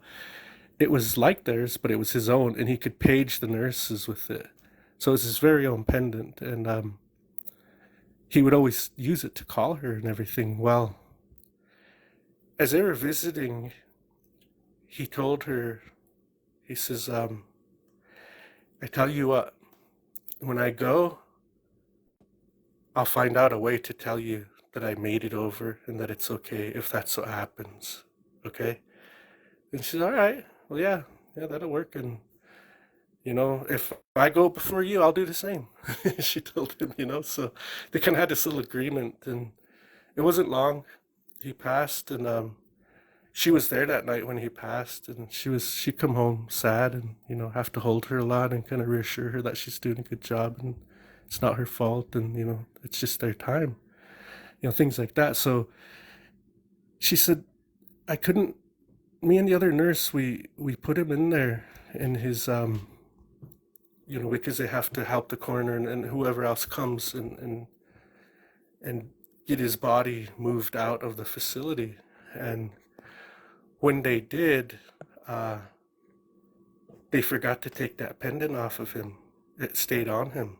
And she asked the other one, did you take his pendant? He's like, no, because they always keep it on him, right? It's always on them. He says, I didn't either. It's like, well, maybe they'll give it back and we can give it to the family or whatever. And so anyways, that goes away with him. And it's about 3 days later, 4 days later, she's getting ready for work and she's digging around in her bag and she just got still and she's like, hey, here's so-and-so's pendant. It's in my bag. It's like, wait, what? Like, here's his pendant. It's like right here. And she couldn't quite figure that out. And she says, well, I'm just going to leave it here. I'll bring it back in there into the office. And so she brings it back and she's got it out and she's going to put it, I don't know where they put them, but she's got it out and it's just sitting on the desk. And throughout that night, it just kept paging her. But there's nothing or nobody pushing it. She said that was his way of telling me that he made it and it was okay. That story really, really baffles me. And I think about the friendship she makes with these people and their ability to tell her those things. It's fascinating to me, to say the least. One last story I'm going to tell. My brother just showed up here, so I'm going to go visit him. But anyways, boarding school. This is a personal one. I need to throw in one personal story. When I was a kid, I went to the Blackfeet boarding school, and to kind of escape home life. It was rough at the home, a lot of alcohol and stuff like that. So I went down there, and I remember like the second or third night I was down there. My room was, because I was late showing up. All the other kids had showed up at the beginning of the school year. I was late. And as I was sleeping in my room, we didn't have they ain't like rooms. They're just like cubby holes. There's a hallway down the middle, but big open rooms on each side like cubby holes. There's no door or wall there. So you can see across to the next room. You look out a little further, you can see a few rooms down, a few rooms the other direction, up to the main hallway. And the end of the hallway is this, there's a red exit sign. I mean, a light. It's a white sign, but the light's red. And that casts this red shade back there. Well, no, all the kids are up toward the front. They're not all the way in the back, just spread out random. They're all always kept to the front. And so anyways, I'm laying there one night and I hear these kids playing. And I thought it was us. I thought maybe some of these other kids are out running around doing something. So I look and everybody's asleep that I can tell. And nobody is up, from the view I could get. And so I lay there a little longer because it woke me up. I was asleep too. Then I hear the pitter patter of the little feet on top of the hard floor again. Go running by. I'm like, what is that? Who is that? I thought they were down there like playing a game in those back rooms. So as I go to look, I just see this little figure run by into the back room. And I still wasn't like, I still thought it was those kids. And then like my peers, I thought it was them. Then I see him run back again. It's a boy and a girl. I see him run back again. And they're back there playing. And I knew there's no girls on our end because it's separated, boys and girls. Girls are on the whole opposite side. So I knew it was two little spirits. And I used to put the covers up over my head. And I was so scared to look because I thought they'd be standing right there because I could hear them almost every night running around playing down there. And I was closest one to them. It used to get so bad, they'd run up and they'd pull covers or they'd poke you, that we would all gather up into one room and scoot all the beds together and like try to all pile on 4 beds, scoot together. There's about 18 of us. And the matrons would come down to do their checks to make sure we're all still in bed and that we were all accounted for. And they'd get mad at us. And one night it was happening so bad that we just all stayed there. They kicked us to our own beds. It started again, and we went back to that same room where the most light is. And the matron come down, and this is back in the day when I used to be able to hit you. And they had these paddles that they'd hit you with. They would spank you. And so they lined us all up, and they spanked all of us for not listening to them. And then we had to go lay in our beds, spanked and getting spooked. It was horrible, man. It was so horrible, those nights like that. But to this day, I cannot lay there and put covers over my head if I'm getting spooked. I have to see it. I have to face it, and I have to see it because of those times. I just can't do that anymore. You know, my adult life, if anything's happened, I need to see it. I need to face it head on. I cannot hide like that because it was so horrible at those times. And I just can't do it. But I wanted to say one thing about people talking about sage. I needed to talk about this because this is a native thing. Y'all need to realize that sage doesn't cleanse a house, okay? All it does is it's like a lullaby. It calms it down, but it doesn't get rid of anything. It'll come back eventually. So that's not how we use sage. That's not what sage is used for, to cleanse like that. What we do is we use it when there's a traditional burial. We'll sit down, and this is white sage I'm talking about specifically. We put white sage down in the grave. Then we put the body on top of that white sage. And that's how we bury people. It's meant for death and to cleanse death and stuff like that. So say I was at a wake and I was a pallbearer. When I got done that day of burying the body, I would take a ball of white sage, ball it up in my palms, and I would wipe my whole body down, and I would pray for the spirits to cleanse me, for Natusi, the creator, to cleanse me and get all this death off of me, and to allow me to mourn in a good way. And just, I don't want to carry that with me. Then I would go bury it. So that's how we use sage. And the other thing about sage is we hardly ever burn it. And when we do, you can burn it, but you need to put something on top of it if you're burning it at nighttime. Never burn sage at night, you guys. Just don't do it because it has the opposite effect. It'll call in bad things, or it'll amplify things. Never do that.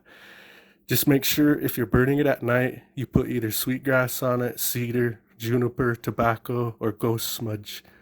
All of those are different smudges that you can use, but you gotta burn sage with something else at night. Never burn it alone. All right, I gotta get going and go talk to my brother now. Thanks for hearing me, everybody. Thanks for having me up. I love the podcast. If you haven't, touch that little button until that heart bar fills up for Sarah and Chris. Yeah, just Thank fill it you. up. I appreciate that. And All right, I thanks, appreciate, thanks. I really appreciate him talking about the sage because I hear that a lot, and it's good to have, firsthand knowledge on that. We really All right, see appreciate you, you, Harry. Lodge Tales. See you, Wendy.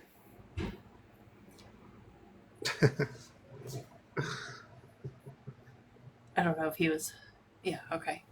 Yeah, but that's really interesting. Because I've always heard people say like, "Oh, like sage your house and stuff," and so it's good for me. I think it's cool. Um, let's see. Very cool. All right. Let's see. Let's see. Do we have any people? Guest box is open, everybody. If anybody has any spooky stories they want to come up and talk about, we do paranormal, extraterrestrial, cryptid, glitch in the matrix, Loch Ness monster. Just throwing that out there in case anybody knows something that I would like to know.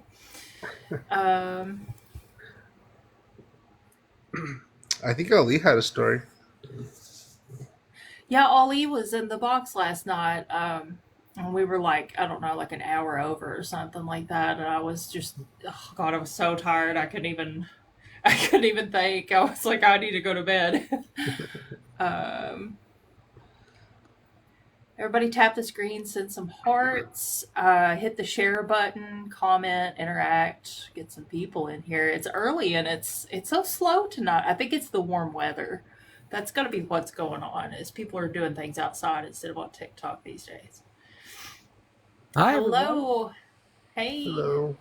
Hey, how's everyone's night going? Good. How about you? It's going.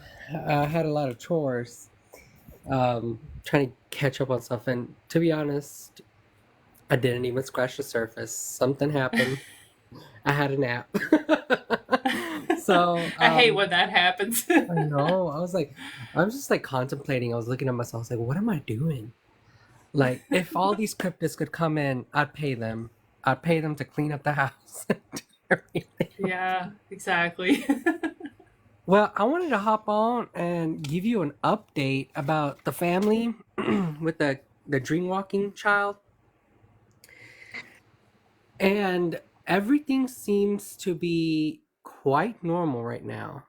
And the last thing that we did this week was a guidance. So I had myself and his parents were there, of course. The parents were given a specific task, and I had like two elders with me to help guide through. Now, since I can like pop myself in there into the astral realm somehow, um, I was gonna help the kid and figure out what is going on so he can foremost see what happens.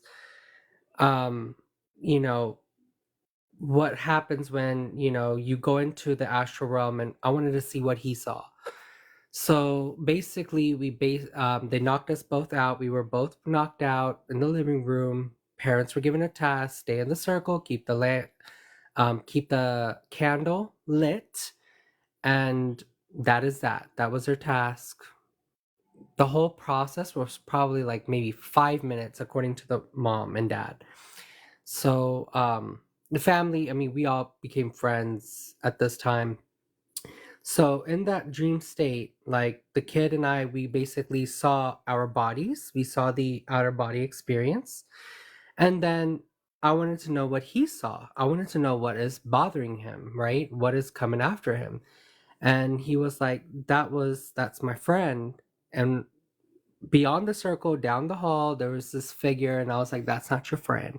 I'm going to kind of fast forward this because I have a very cryptid story I wanted to tell y'all.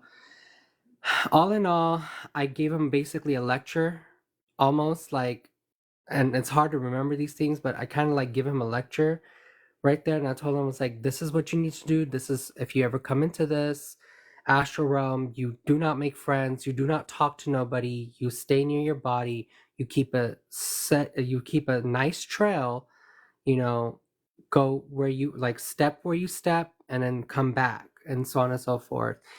And then and he understood. He was like, I didn't know any of this, and that's okay. So all in all, I told him, like, look at your body. You see how we're magnetizing as closer we get to it? We need to go back in there. And there you go. We jump back in, and I think Candace did some spells to where he would, stay out of that he will stay out of the astral projecting activities until he is old enough to kind of make sense of things. Poor child is just 8. He's just an innocent kid. But success is that the family isn't deterred away from, his ability to shut this down. No, like as he grows, I've encouraged them to, understand this, grow into it with knowledge, and let's keep going. He's gifted. You know, Billy Bob is the nickname, the secret name I'm going to use, is very, very gifted. And he can, it's abnormal, but it's not horrible. It's just he needs guidance. He needs to know what this is and what to do. So that's actually kind of like a, happy ending right there. Oh my God. I don't know why I'm telling this cryptid story. This happened. I was actually again, this is way before COVID, and this happened in Erie, Caddo Lake. I have like Caddo Lake and the Big Thicket. This is in East Texas, right? These are one of the best um hotspots for wildlife and all that stuff. So Caddo Lake is beautiful. In the summer and springtime, early fall, Caddo Lake is very green. Now, this time, this is actually when this is after I became an Eagle Scout, to be honest. This is when I got my Eagle Scout badge that year. That's what I remember. So me and my dad, his friends, and it was like a father and son fishing trip, basically. So we just went, we had a little weekend there, and we went to Caddo Lake. The weather was nice, and this is around February. Mind you, in February, it's still like dead from winter. So Cattle Lake is beautiful, but I like it. You know, I'm spooky like that. Like, I like Halloween shit and stuff. So imagine the lake very, very placid, very still. Okay, clear skies, very cool temperature. Lowest it hits is like 45 at night, and it was like 60s. It was in the 60s, so it was really good temperature. And I'm paddling, right? I'm canoeing, and you can just see the scenery. Everything is like there's no green, it's all brown and crickly crackly with all the trees and everything. Um it's the moss is all brown, so it looks like, you know, it's just still dead. It's very silent in February, but it's so beautiful. So I'm kayaking, and then I kind of drift away, because I wanted to go bird watching, right? I wanted to catch some owls, or maybe if I can see a bald eagle, that would be nice. Or even see a fox or a bobcat. Let's see. I just wanted to, you know, explore and be little Indiana Jones. Um, that backfired. So what happens is, and it was a full moon, and guess what? Coincidentally, tonight's a full moon. So it was a full moon that time, and the time kind of ran away with me because I don't know, I was a nerd, so I started doing sketches. It was so peaceful. I want to go back, but I highly recommend it. Go to Cattle Lake. It's amazing. Um, what happened is around like 3-ish or 4-ish, like 4 o'clock-ish, it started getting dark rather quick. It's Lisa's here. So I started getting it was getting really dark. But it was like pink purple skies, so you had good amount of daylight left. So I'm trying to paddle back, uh, you know, before I get in trouble, because I can just in my heart, in my head, hear my dad like he's about to yell at me. So I'm trying to paddle back home, and I go around this like grove, right? I'm pretty much from the shoreline a good 30 feet away, right? I'm going back to where I came, back to, you know, finding the group. So here's what I saw. Now, I saw two eyes. Now, I am a professional in the field. I will say, um, I'm not going to admit anything. I'm not going to say if it was a Bigfoot or if it was any kind of monster, because I can't commit to that. I don't know, but I'm gonna tell you guys, and you guys decide. So all I saw were like I heard some crickly crackling, right? Like something broke, a branch broke. And then I turn around to see what it was, and I was like, ooh, maybe it's like a hog or something. I don't know. And lo and behold, all I see are two glowing eyes. Now, that's all I see. I don't see what it was. I don't see no ears. I don't see no arms or hands or anything. I just see two very big glowing eyes. And I can describe this as if it were a predator looking at you. It wasn't deer or a moose, or anything of that sort, but it was, you know, both these eyes were looking right at me. And they were glowing. Mind y'all, I don't have a flashlight. I don't have a lantern. I don't have anything um going, shining on this thing. I don't have any of that. There's still a good amount. It's a purple sky. There's still daylight out. So why do I see these two very large eyes that are quite far apart looking at me? And it's on the ground, right? It's like I'm sitting in the canoe, I'm sitting in the kayak, and like I see it and it's at my eye level. So as I just take one paddle, like I'm not even paddling at this point, like my one of my end of my paddle is just in the water and I'm just steering softly away. I see it get up and I'm hearing crickly crackling as it's getting up, like branches are breaking, thin little branches, and it's getting up, and the two eyes are just moving up, and that's it. That's all I see. And then the eyes kind of and it's very, very tall. And I'm not exaggerating the height. I think it's quite tall. And again, the eyes are glowing. There's nothing for me to reflect it. When you shine a flashlight on a cat, a dog, or any wild animal that's a mammal, you get a reflection, right? This wasn't it. These were like, why is there light coming out of it? Anywho, I'm looking at it and now I'm starting to paddle away because there's some sort of like fear in me. And I'm like, I would call myself a kid. I mean, yeah, I mean, whatever. I was 18 or 17, whatever. I'm kind of calling myself a kid. So I'm going and I look up and it's just the eyes just move their head as if they're following me, right? And that's it. And so that's my little Cattle Lake experience right there. And that was strange. I didn't tell my best friend about this either.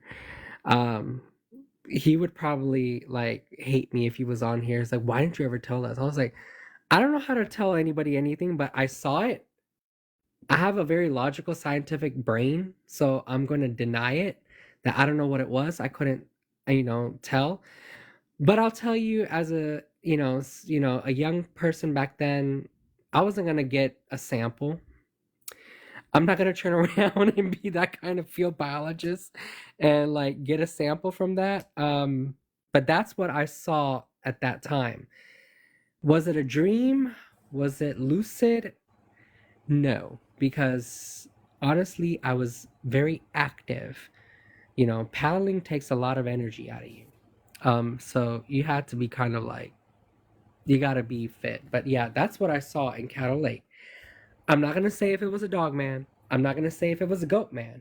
I'm not going to say if it was a Bigfoot because I have nothing there solid to say. But I'll let y'all decide what it was. Well, I had a theory until you said it was tall because I wanted to look the place up. Is it spelled Caddo? Yes, Caddo. Yeah, Cattle Lake, Texas. Yeah, I was looking to see if there were any squash sightings reported there, and it looks like there might be a swamp monster, like something aquatic. But then you said that it was tall, but I don't know, maybe it climbed the tree or something. I don't know. Well, see, that's so from my experience, all that I remember was it's like it could have, but it was a thicket, right? Everything green is gone, but these branches are just clouded. So Sarah, if you're looking up Cattle Lake like pictures, you can probably look them up because it's really beautiful in the winter fall time, but you can probably get the, what I'm talking about, the gist of what I'm talking about as how, there's no leaves, there's no green, but it's so thick with those branches. And that's what I saw because in like that dusky time, you don't really see inside. The sun isn't on top of you either. So it's like you see like the outer, of the branches, and then when you go in, like you don't see nothing behind it. You see the first layer of branches and everything behind it, it's like black. It's like more branches. And that's all we could see. That's all I could see. And so, yeah, I mean, but I can tell you, like, if you have, like, we're a human adult face, right? The eyes that we have, I would just, pull them apart maybe a good 6 more inches from each other, and that's what it was, and probably double the size, and that's it. But that's the weird thing, is they were glowing, and I don't know, I mean, that's not normal in wildlife. Like, why are the eyes glowing unless it's bioluminescent or something? But yeah, they clearly were eyes, because they were very, very, straight lined with each other.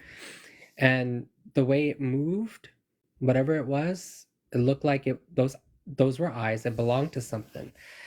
And yeah, so if you're saying swamp monster or something, could be, that's one theory. I don't know, somebody might say it was a Bigfoot, but I don't know if anybody else out there has ever seen a Bigfoot that has glowing eyes, or if it was a dog man and if they have glowing eyes, but whatever it was. But it wasn't, your friendly, neighborhood ghost or something like that. It was it clearly was something alive, but that's, yeah, that's my little, I guess, closest thing to lake monster story that I have. That was a monster on the lake for me. But yeah, I mean, I was impressionable and I was in wildlife mode, so I'm not too sure. I cannot say for sure what it was, but it's still out there, whatever it is. But I will say this: I wouldn't go to Martha's Chapel Cemetery ever, but I will go to Cattle Lake. Chances of me running into them eyes again, 1,000,001. And I say this, and I just hex myself about it, and I don't have wood to knock on. And so, yeah. And then wanted to kind of help some of the comments over here. I know y'all are looking for suggestions to cleanse. If you guys want to cleanse, Lodge was correct about the white sage. It's more of like, yeah, it's depending on what tribe you're from, what culture. Sages of different kinds are used in different ways. Asian cultures will use different material as well. So you have things in your house that actually do cleanse. Somebody was asking about it. You can actually, if you really want to smoke cleanse, scent is good enough. But if you want to smoke cleanse, try using rosemary, basil. It's always go to. You have this at home. I mean, if you like seasoning, if you like seasoning something, um, and you just put it on charcoal and let that thing smoke.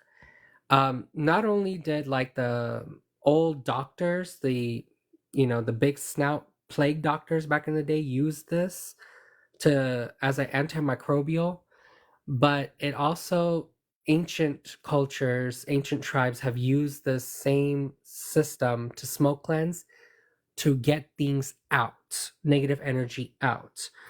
Um, but Lodge was correct. If you're going to use sage, mix it with something with intention, so you know that you're not inviting something bad in. Sandalwood works very well, and so do cloves. And be careful if you're kind of sensitive with your nostrils, because clove smoke is going to open up every pore in your body. So, and it's an irritant. It can be irritating. So if people are, not well aware of what it is. But yeah, those kinds of things. You can use blue sage, sweetgrass. But my go-to, I would say cedar, basil, rosemary, smoke that up, and there you go. It'll help you cleanse whatever negative energy is out. Mind you, it can, if it's a strong negative energy, like actual demon or something, it is going to increase activity. They're going to try to fight it. So also be prepared for that. So if you have something that's like a dark spirit or something very malevolent that's being physical with you, and you try that, they're going to try to hit back. So take it under advisement, find an experienced practitioner, a druid perhaps, whoever is experienced, and they can help you cleanse or teach you because at the end, you have to use your own magic within you, your own willpower. It helps. I hope that helped a lot of people. Very good information for sure. I hope there's more people now, because now I'm kind of like blushed after that little Kettle Lake monster story. Like, Yeah. but yeah, I'm gonna kind of hop off, and it's kind of late for me too. But I'll hear as much as I can, and I'll answer y'all's questions in the comments, Alrighty, well, thanks for coming up. of course. Thank you, Ali. Very cool. There's you guys some answers, some good information. Um, hot sauce boss. Okay, interesting. See what is up with hot sauce boss. Yo, Good Hello evening. and welcome. How are you? Good. How are you? I'm doing well. Can't complain. I'm just coming on just because I've experienced a lot of like paranormal activity in my life, and some of it you ignore, some of it you acknowledge. Um, I guess my question is, to be honest, is at what point was someone, as to you being the host, um, at what point do you acknowledge it, and at what point do you just leave it alone?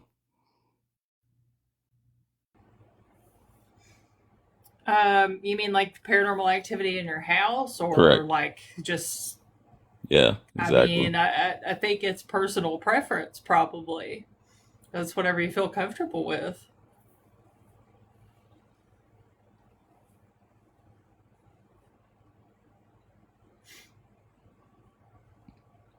There's nothing more than that. It's just personal I mean, preference. Just I don't really give out paranormal advice. We usually just do stories here, so I'm not really sure what you're asking for. Um, do you have like a specific encounter that's bothering you, or like a something specific? So I have a little more to go off of. not particularly right now, but just because I've gone through a couple things, I'm a military veteran, and I've seen a couple things, and um um yeah, things have happened as far as paranormal. You got the ones that are kind of scary, and then they kind of like freeze you, and then you got the other ones that don't. Um, so I was just seeing, if there's any like particular I guess you would say kind of like mixture of, how you would handle it. I guess you would say it's hard to describe. So I do apologize if I'm not being obviously 100% direct, but I'm just asking.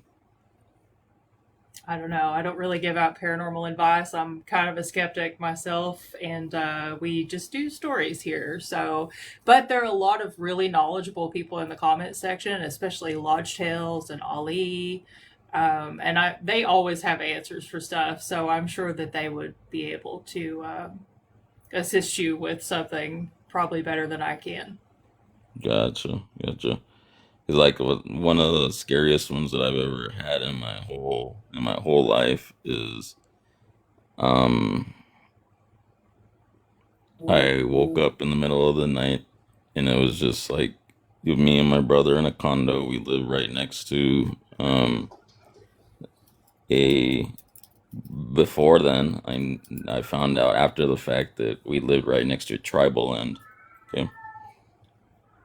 And what had happened is my brother, he met a beautiful girl, and it was just always just me and him, and being roommates, and he eventually, of course, met her, and then he was always gone all the time. And then it's like all of a sudden that entity like knew that eventually I was by myself, right? And I came home one night and I went to go lay in my bedroom. In my bedroom faces the kitchen and then the door to get out of the condo. And we had a lakeside apartment and everything like that, lakeside condo. And all of a sudden, I'm laying down and I'm like relaxing. And it's late. It's like between 2 and 4 o'clock in the morning. And I happen to open up my eyes, right? And there's a whole figure of a man standing there in the middle, and there's no light to even. There's a little, well, actually, to be honest, there's a little bit of light coming from like the microwave or whatever, but it's a whole figure of a man. There's no way the microwave would have given that so much of a description, or you know what I mean, of that person standing there. And I froze, and I'm like, what do I do? I'm like, I can't, I can get up and I can go towards that way.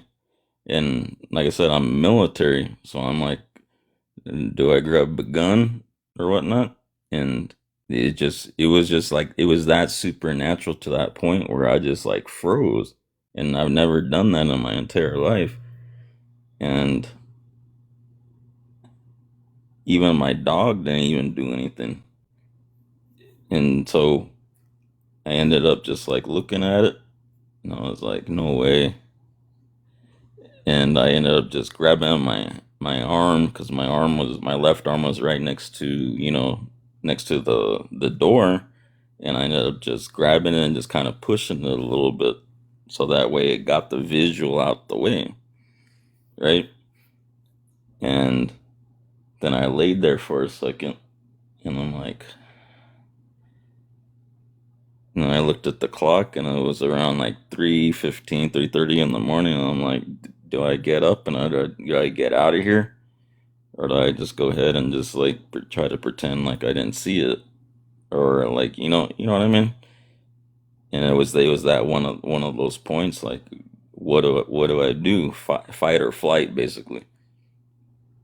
And at that point, I was like, all right, I'm gonna go ahead and just go to sleep. And at that point, I was like,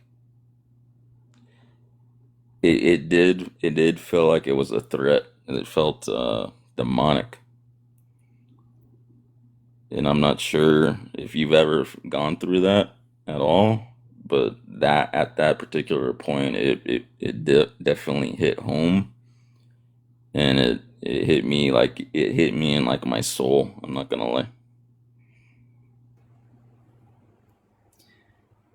What do you guys in the chat think? I don't know. I mean, personally, I don't personally believe in demons. I've been a ghost hunter for a long time. I've encountered things that I don't think have my best intentions in mind.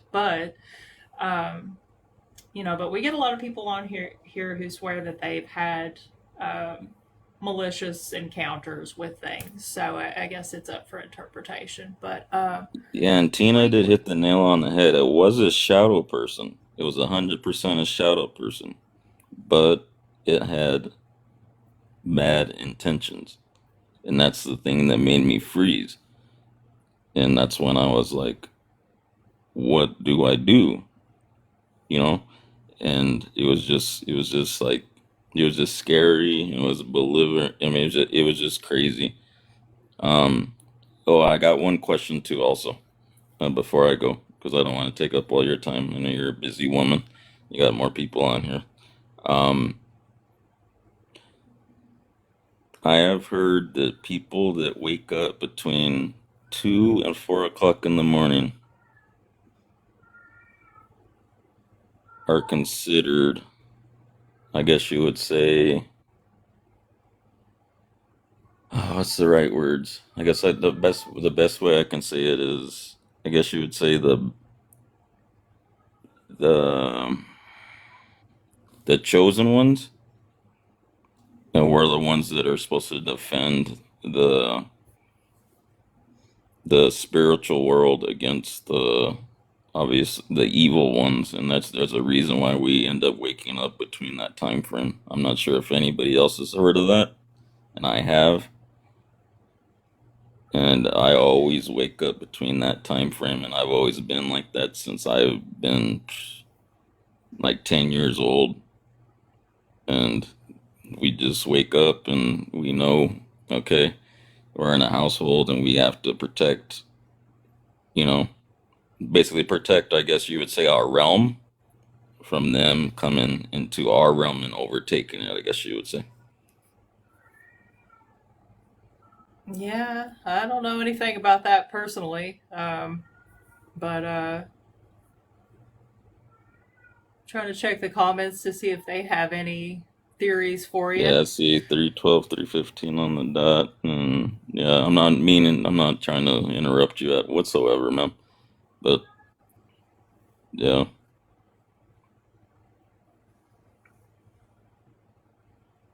Yeah, I don't know. There are a lot of knowledgeable people in the comments, though. I'm sure they can definitely help you out with that. But we appreciate you coming up. Yeah, of course. Thank you for having me. Thanks. Have a good night. You too. Kitty protest. Yeah. Oh, Raven, you crack me up.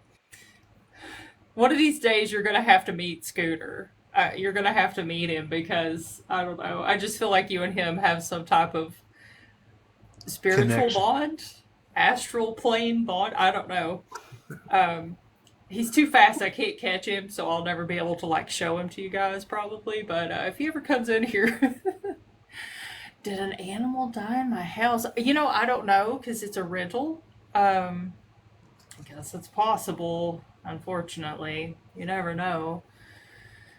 Um. All right, guys. We have about 45 minutes for the week. So, anybody has a spooky story, now is the time. Sarah, I was watching. Oh, sorry. Go ahead. Nothing. I was just going to say I was grabbing some coffee. So. Oh, I was just gonna tell you. I was watching this video on the Frogman earlier, the Loveland Frogman, and I didn't know that there was a sighting as recent as 2016. Some kids playing Pokemon Go saw him and took a picture, and you guys can look at that online. And he looks kind of funny. I think it's an iconic paranormal picture, and I really love it a lot. I don't know if you've seen it, Sarah, but I think it's hilarious. But I don't know. I mean, it does look suspicious. I don't know if anybody in the comments has seen it.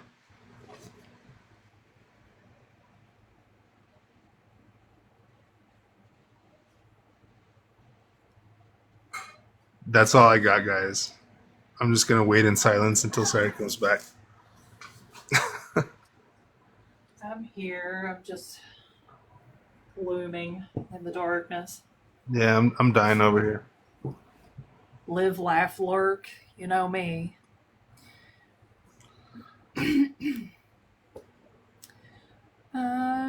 Never heard of a frogman. I love the idea of a frogman, but you know, it's just weird to me. I don't know. But then there's that Loveland frog, and that was kind of a cool story. So Yeah. what do we think? What do we think about the frogman? I don't know. Kermit. Uh-oh, is he? Oh, there you are. I'm here. What's up? Are your ghosts acting up tonight, Harry? Yes, it's been very active tonight. Really? My cat's sitting here on my lap, and I saw a cat look like a cat move in the living or a kitchen, and I've been seeing shadows moving everywhere tonight. I got some Christmas lights hanging up along the way. You know, not Christmas lights, but just lights for my nephew when he spends the night. He likes night light. Someone's been flipping those things around. They've been moving on the wall. It's just been very, very active tonight. Had a few bumps on the wall. A number of things have been going on tonight. Wonder what set them off. Did anything happen? Like, are you No, moving furniture around, or like you got maybe stuff out of an attic or a closet, or? no, no. Usually I see a couple here and there, but it's been really active tonight. It's been the most it's been in a while, especially the animal. I haven't seen an animal like that in a long time. It was definitely an animal. It looked like a cat. I thought it was my cat Maybe, at first, but then I noticed he was on my lap. yeah. Maybe it's the moon and like the eclipse coming or something. Maybe it's something wild like that. Yeah, something. Yeah. It's Someone in the comments just been said because of the lunar eclipse. Yeah. it's just been crazy. Someone was saying they heard the knocking of the that that that that, but Mm-hmm. I haven't heard that. But I've been getting a couple of knocks here and there, or they'll down the hallway. I'll hear something pop or bang. It's just it's been ongoing, and I don't know why. It's just been more active than normal. It's weird how that happens because I've had that happen too in places I lived, where there was paranormal activity. It's like it would go for a while and absolutely nothing would happen. It would just be calm and peaceful. And then all of a sudden, it's like you kick the hornet's nest, metaphorically Hmm. speaking and spiritually speaking, paranormally speaking. I don't know. And it would get wild. And I hated it. I was like, I'm moving. I hate this. But you I ever even try saw a gray. yelling at them? Because there was somebody last night was talking about yelling at the ghost, just telling them to stop. I've talked to him, but I don't. I've never yelled at him. I would yell at them. Try it and see what happens. Maybe they might communicate back with you. I don't know. But I saw a gray mist tonight. It's the first time I've ever seen that. It Huh. just looked like a gray cloud, about 3 or 4 foot high. Oh, thank you, Serenity, for Harry. Um, Thank you. where was that? Was that inside your house or outside your house or? Inside, right inside. Huh. About it was. I live in a mobile home, so it's a straight shot basically through, and from the kitchen to the back hallway is where I saw it at. It was probably about 20 feet away from me, but it was this there, and then it just kind of faded away. We have nothing, Interesting. no humidifiers, no nothing like that running, so I don't know what it would have been from. That is really weird. But I just wanted to get on here and tell you it's been super active tonight. There's been a lot of stuff going on, and I don't know. It's just another night around here, I guess. I think it's the land that I live on, Mm-hmm. because in this house where we were at before, we never had any problem. We bought 3 acres of land, we moved a mobile home out on it, and ever since then we've had problems with shadows. And like I told you before, I caught that picture uh, when I took a picture of my horses and stuff like that. But I don't know. Yeah, that's I don't know. You know what I always say? Break out a Ouija board, see if you can make contact. That's my solution for everything paranormal. I've never messed with one of those, and I've always, I don't know. Every time I One of mention those, it, everybody in the chat goes wild. They're like, "No, don't do it, don't do it." it's one of those Why things I always not feel like though? I'm gonna open a door and can't close it. You know what I mean? Right? Yeah, More into something already here. But definitely know what you mean. Lots of people come up here and tell us stories about that, and I'm just like, I'm so jealous. I want to open a portal.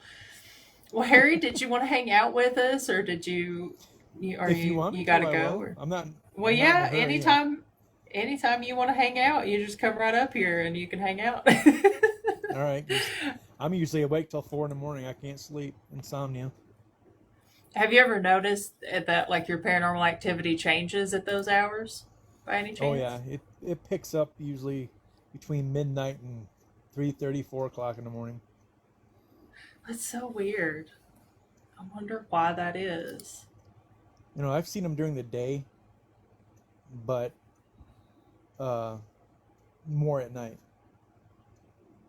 or early morning. Like I told you before about my brother seeing my doppelganger at Hmm. one end of the house when I was in the other end of the house. I mean, that was early morning, about 7:30, 8 o'clock in the morning. Yeah, But I've had a lot of experiences just in broad daylight myself, but yeah, it does seem like for some reason activity usually kind of increases after midnight at least. It's really strange. yeah, Um, well, we got somebody in the box. You guys want to bring them up? alrighty. Okay. Um, oh, my button's stuck. Whoops. Huh. Interesting. Was it Serenity? If you wanted to come back up, feel free to come up. We'll get you up here. I hit the button, it disappeared. I feel like we're having a lot of glitches tonight. Um,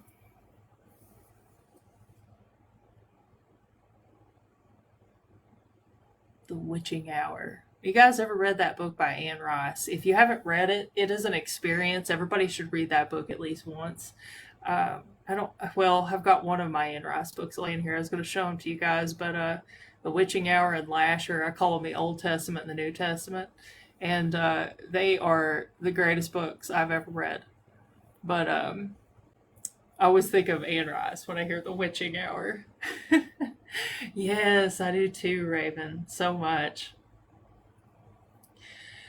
Well, guys, guest box is open. I don't know what happened to our guests, but they didn't have to pop up. So, guest box is open if anybody wants to come up and talk. Yeah, Queen of the Damned was good. That was a really good book. I read that one really super slow. I always read Anne Rice books really slow because I don't ever want them to end, you know? Um, yeah, guest box is open for anybody that's got a paranormal story. I mean, TikTok rules, you got to have at least 200 followers and be 18 years or older. But yeah, other than that, come on up. Um, Hello. Hello. hello, welcome. Hi. I am over 18. I just sound a lot younger. Okay. Okay.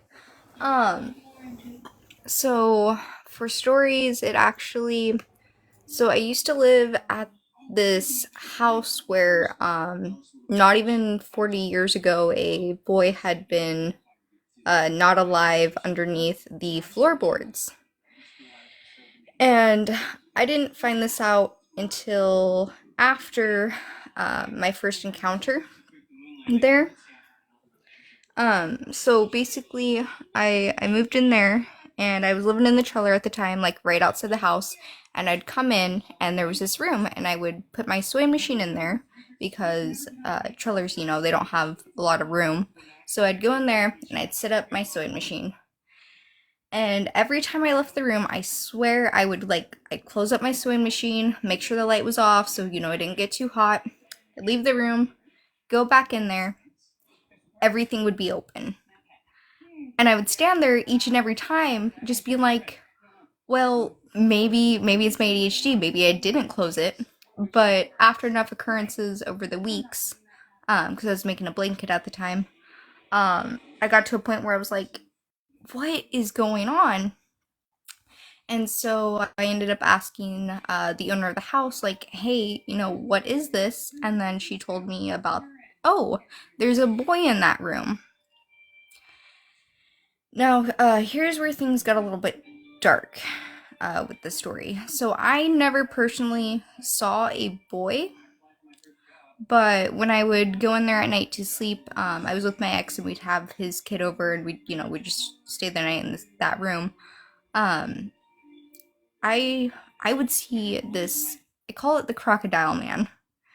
But I would be laying there and I would just see this like crocodile man shadow just like walk across the walls. And every time I saw him, the baby would start to cry. And I was like, okay, this can't be a coincidence, right? Fast forward a couple months, one of the boys, he was like 8 years old at the time, ended up drawing a drawing of Crocodile Man. I never told the kid the story because I was like, I'm not going to scare him. And like in a child's vision, but it was like super like, caterpillar like colors, crayons. And I just remember sitting there and being like, what the heck? Because at the time it sustained a pretty bad brain injury. So I was always, I was pretty careful about like, oh, maybe it's just my mind, maybe it's a coincidence, maybe I know the baby's gonna cry, maybe that's why I'm seeing this crocodile shadow, just my brain conjuring things. But by that point of time, I couldn't just not explain it. So that's one of the few things that would happen at the house that, transitioned over time. Yeah, that's pretty crazy. So has anyone else ever seen a crocodile shadow? I call it crocodile man shadow. I've never Sarah? personally heard of anything like that, no. No, because Was it like a man with a crocodile head? it was it was more like it's like watching a reptile scurry around the house, but with a human face. What the heck? Yeah, that sounds creepy. I'm Yeah, glad I I was didn't see. like, Yeah. right? And the only thing I could ever find was Crocodile Jake out in Aberdeen in Washington State. That's like the only information I could find, and that's they're not linked. Hmm. I gotta Google That that. I've definitely never freaked heard of me that. out. Well, Yeah.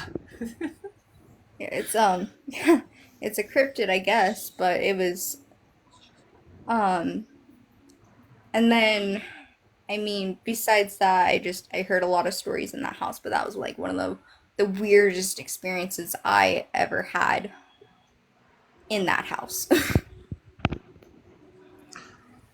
Yeah, that's creepy. Yeah, that's terrifying, actually. Like, just the mental image of that is like, that's really it creepy. Yeah, it absolutely was. And like I said, I was healing from a brain injury at the time, so everything was like more intensified.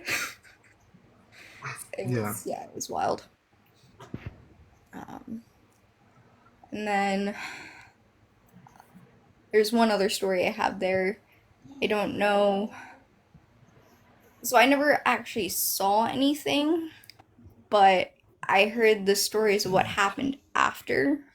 I was having it was like Christmas Eve or like right after Christmas, and I was having a really bad mental health time. This was, during the same time as the Crocodile Man. And I decided to burn a bunch of my journals because I was like, you know what, we're relearning ourselves. It's time to let this go. And I remember burning all of my journals. But when I walked into the house, there was just like, when you know there's something off, and it's just a little bit too cold. I remember thinking that, but then going back into my trailer, letting it go, not thinking of it again.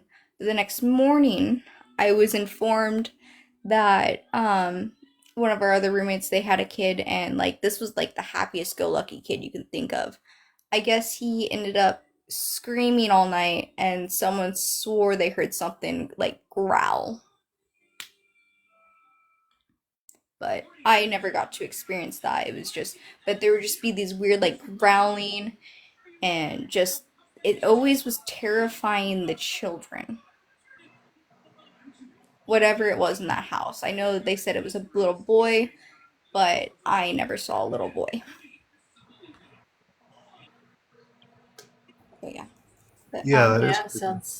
sounds like that's a lot of activity in one place. Pretty spooky. Yeah, it was also for a very very short time from the history I was told it was a trap house, hence why someone got under the floorboards. So it could be why. Hmm. What did you say earlier, Shiny Crow? What is it, sir? Jake the Oh, crocodile? Jake the alligator man. Oh, okay. Alligator Man. Okay. Yeah. Alligator. I think I know it's in Washington, one of the cities on the coast. And what is that Uh, exactly? So it's this cryptid that was created. Oh my gosh, I'm trying to remember what beach, but I know he was created. I want to say about 30 or 40 years ago, and they basically put half.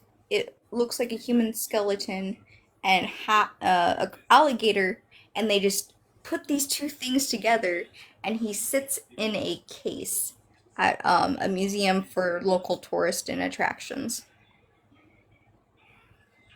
yeah, I'm looking at a picture of it now. That is really grotesque. Right? Holy cow. Like, That gave me I, chills. I'm not gonna lie. it's an interesting cryptid, but I was just like, okay, but how does this explain the shadow? Is that what the shadow looked like? Not quite, because the shadow didn't have the human arms. Oh, okay. That was probably the only difference, but it's curious if there's more cryptids out there like it, or if it was created, because you know how a lot of, like, tulpas, for instance, Yeah. Yeah. could have been created at one point. I don't know. Well, very interesting, very cool, definitely spooky. Thank you for sharing that with us. Did you have any others you want to talk about, or was that it? That's probably it. The rest are more like fairy stories, and they're not that scary. They're more funny. So you could take a step down. Alrighty, well, thank you so much for coming up. We Yeah, appreciate you. thank you. I don't- Oh, I got you. The thing is like, I heard other creators, like big creators, say that like when you do the guest box thing, you want to be the one to disconnect it because it keeps you from getting pushed down in the algorithm. So I was like, I always get you guys, and I forget to tell you sometimes because I just assume like that I'll you know yeet you into space. I'm just joking. I'm not going to yeet you guys into space. But unless you want me to, in which case we could work something out. But I'm just gonna stop rambling. Um, I'm gonna have nightmares. I know that was wild, wasn't it? Yeah, that stupid alligator thing. It's creepy. Alligator with a human head. Did you Google it, Harry? No, I'm on my phone when I'm talking to you. I only use my phone. I don't have a computer, Yeah, you'll have to but I'll Google Google it that, up or later. yeah, it's I wish I could show it to you guys. It's crazy looking. I'm still looking at it. I'd like to It'd be have a something like couple of those. it'd be What something is like it? you'd find in a freak show or a sideshow attraction type thing. Is what it sounds Yeah. Yeah, like. it honestly is. Yeah. But do you know how cool it would be to have one on each side of your driveway, like down at the end of your driveway, just a couple of alligator people? Like I would do Get the that. solicitors out. That's yeah. I'm gonna go to Home Goods and be like, "Hey, do you guys have those viral alligator man things that go at the end of your driveway?" No one would ever visit. Yeah. I mean, I'm okay with that though. Wouldn't get mail delivered. Oh, they'd deliver it, or else the alligators would get them. Did you guys get Wouldn't into have any Jehovah Mothman? Witnesses. Oh God, I know. We had one Mothman story this whole time that you've been doing this, right, sir? I The think other there's day. been at least two Oh, because really? there was the woman in the Poconos, and Mm-hmm. then there was the guy who told the cult story. he had a Mothman story. So there was at least two, right? Yeah. Maybe more. I don't know. Maybe there was more. He's my favorite, so I wish we had more Mothman stories. Yeah, me too. All right, Carrie D, come on up. I wish we had like a game show song I could play every time somebody comes up. Do do do. Hello, welcome.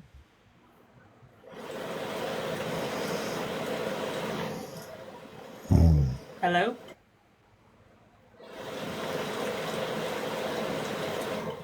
Thought I heard her snoring. I think that's what it is. Yeah, somebody fell asleep. They must have hit the button by accident. I'm freaked out. All right, guys, guest box is open. We got somebody already. Hot Sauce Boss is back. Hey, good evening, guys. I'm back. This one Alrighty. isn't as bad as like being scared, seeing like a shadow person or whatnot. But I'm not sure if anybody has heard of the Abilene Lights in Texas. That's where my last duty station was. Um, so me and my Air Force buddies were hanging out. There's nothing to do. It's a small town, right?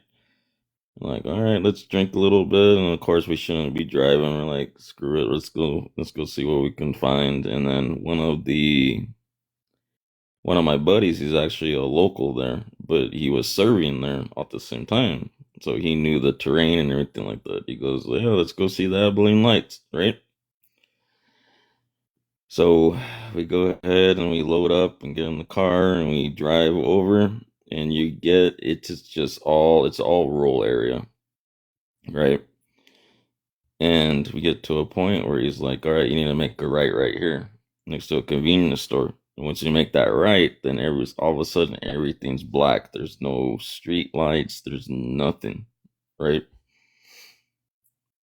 And then so he's leading the way, he's telling us go this route, and then about maybe 25, 30 minutes down the road, right? We get to a point where he's like, all right, stop here. And then we look, and he's like, okay, well, I'm going to tell you right now, just so you know, you're going to see it's a graveyard. It's going to be right next to you. We're going to go driving up. We're going to go right past that. We're going to get to a stop sign. Once we get to the stop sign, you're going to turn around and you're going to flash your light 3 times. You flash your light 3 times, then all of a sudden, there's not going to be any lights coming from the opposite side. You're going to see it coming, but once you do that the 3rd time, it's gone. So we're like, okay, whatever. So, yep, it was, promise you, going down, yep, past the graveyard on the left-hand side. And then we get to the top, dirt road, and then we turn around, and then we flash the light a couple times, and you see the light, and then all of a sudden, the lights went dim. And we're like, what? But as you got closer, the light started to turn on. And as you got closer, the light got brighter. And it was odd, but it was like in the scenery. So it was like almost like it was just turning on at the same time when you're sitting there and you're looking at it. You're like, what am I seeing? Like you couldn't believe your eyes. And there was no explanation that we could find for it, but we saw it looking at it. And we're like, what is going on? And we never had an explanation for it. It wasn't like like I said, it wasn't like a shadow person like I described the previous one that had gone through, which was more of like a almost like a horror movie thing where you were just like frozen. The Abilene Lights, it was just like you just saw it and it was right in front of your eyes and everybody was there at the same time and we all saw the same exact thing and we had no explanation as to why that light got brighter as you drove back towards it. So you basically made a U-turn at the stop sign and you drove towards it again, but you went slow and it just slowly went away basically. It was just odd.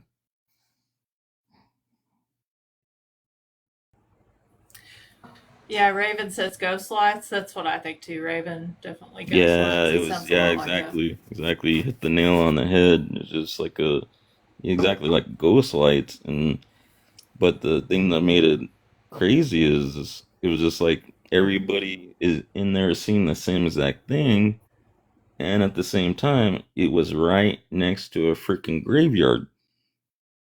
And that graveyard was, you can tell it was just old. It was old, and of course, in Texas, there's so much open land that those, the burial grounds there in Texas, they're gonna be all the way back to when like the Alamo happened and all that. You know what I mean?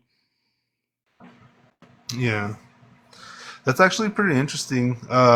I was trying to look into it while you were talking, but I'm gonna need to do it later on. It kind of reminds me of that Marfa Lights. Have you ever heard of that, Sarah? No, I haven't. Oh, yeah, it's something really similar, but I think that one was debunked to be like lights from cars on a road nearby or something like that. Is it possible that that could have been the situation here, or not really? I have no idea, to be honest. It's been so long. I'm 41 now, and this was happening when I was serving. I was in my 20s, so Hmm. I've been out for a long while. Okay, yeah, that's pretty interesting actually. I'm in Texas too, and I like to look into that, so I'll definitely check that out later. That's pretty cool though. Yeah, I was in that. My last duty station was Dyess Air Force Base in Abilene. Yeah, very cool. Yeah, so it was right outside of there. And then I was at Goodfellow Air Force Base, and you know where Goodfellow's at, obviously, if you know where Dyess is and all that. But of course, everybody knows San Antonio, where everybody goes through basic training and all that. But yeah, that's where I spent most of my time was in Texas. I was too important to get deployed, to be honest. Yeah, yeah, that's pretty cool. Do you have any more Texas paranormal stories by any chance? I do. I actually have one more. Um, I was gonna save it for another time. I'm not trying to hog up all the time here. Um, if that's okay with you, host. Sarah, do we have time for another story or? Yeah, we got like 15 minutes. Okay, it'll be quick. So the same thing, it's basically same situation. We're just drinking, we're having a good time, nothing else better to do. Same thing. I'm at Dyess Air Force Base, right? And it's basically the same situation. It's almost the same situation. We're just bored. We're like, what else can we do? And then he's like, oh, there's a place where we can go, and it's haunted. It's supposed to be. It's an old fort, right? So I'm like, okay, let's go. And of course, me being the dummy, I'm like, all right, I'm gonna drive. All right, everybody jump in, and I did. So start going, and it was almost the same route to get to where we were going. However, we had to go further. It was, yeah, further east, right? And we get to a point, and we're like, okay, you have to make a left or a right, so it's a T, right? And he's like, make the left. At this particular point, okay, So the first story, where you're at, you can actually still see the city lights. This one, no. You're just in the middle of freaking nowhere. There's no street lights. There's nothing. Nothing whatsoever. You have to rely on your headlights. Okay? So he's like, make the left. I was like, okay, make the left. We go down. We're cruising down. We go down probably at least 4 or 5 miles. And we're just going down. It's just pitch black. The only thing I can see is the lights from me driving on the highway, right? And then he's like, all right, slow down a little bit. It's coming up. And we're like, okay. So then we slow down.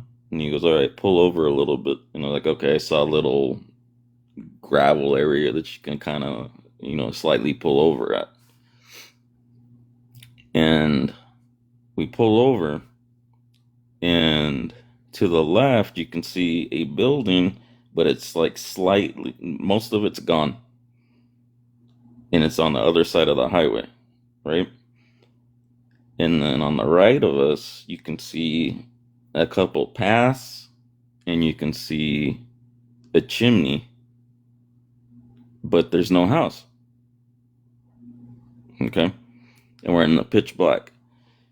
And keep in mind, remember, I'm 41 now. Our only light is our cell phones, and we only had flip phones.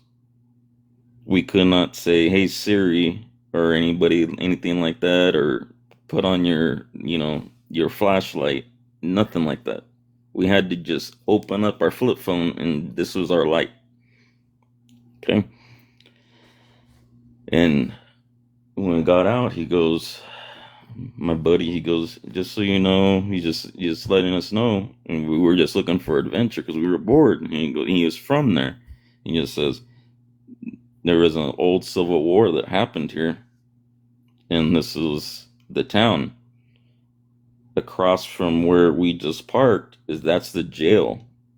That's where all the convicts were at. Where we're at right now, this path, we can go across it as much as you guys want. However, right there is the hospital where the people were being taken to when they were being, obviously passing away and whatnot. And then right there where that house is at, that was like their, I guess you would say, their food source. And it was just the chimney that was standing. Everything else was gone. It was just the chimney, straight up. And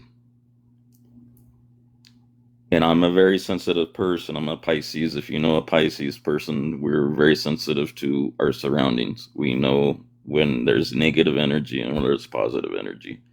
So we're like, all right, let's go. We're getting all brave. We're like, let's go.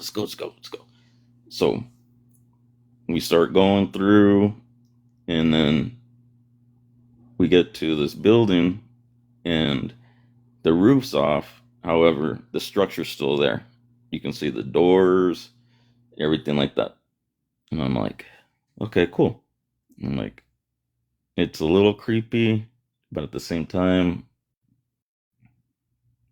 he's like, all right, let's go in there. And I'm like, okay. So you have to duck down for a second. There's a lot of people were shorter than, of course. So you duck down just a little bit. And as soon as I stepped in, you felt an overwhelming force, like it was like a dread that fell on top of you, like somebody threw a blanket on top of you, on top of your shoulders, and you wanted to fall. That's how heavy it was.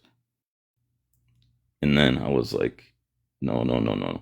And then I backed up, and I was like, hey guys, I was like, we got to get out of here.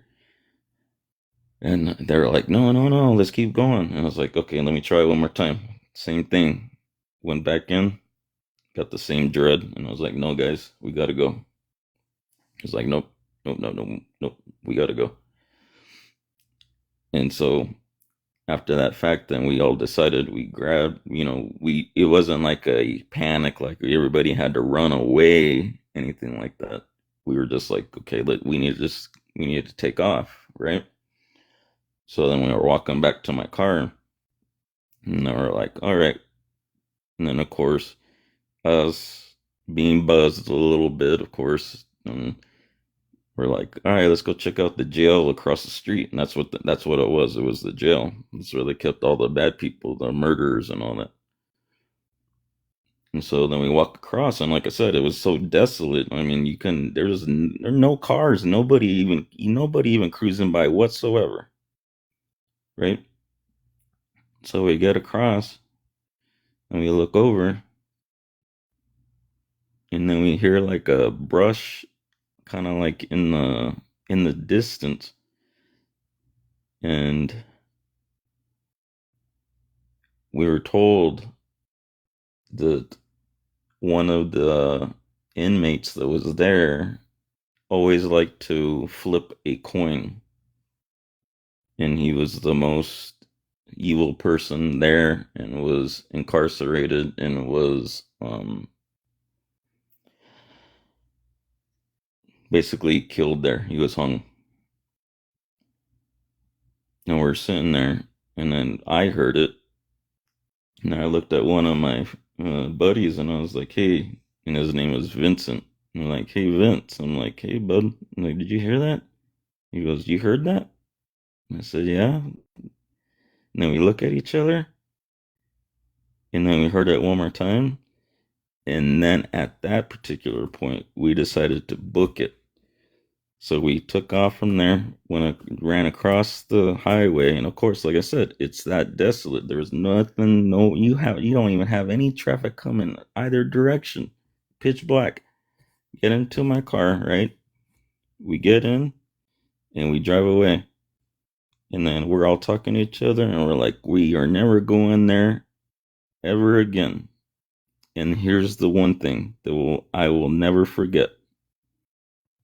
On our way leaving, in the middle of the night, in pitch black, and I had my high beams on, there was an owl in the middle of the freaking road. It turned and it looked at us. We all saw it as a warning.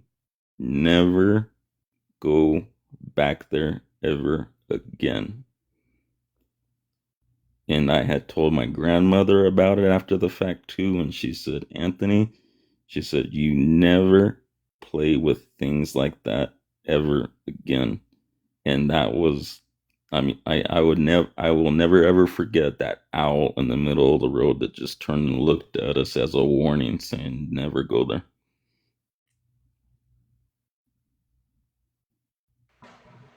That's pretty crazy. Owls are definitely creepy. I love them, but they creep me out. Yeah, they do, for a fact. Owls are not creepy. They are adorable, Chris. They're always they're always getting mistaken for cryptids. They're creepy. That's true. Flat with Yeah, monster with that was my biggest story that I've ever. And like I said, like me when I saw that owl and it turned and it looked, and there was no roadkill in the middle of the road, nothing for it to even be there.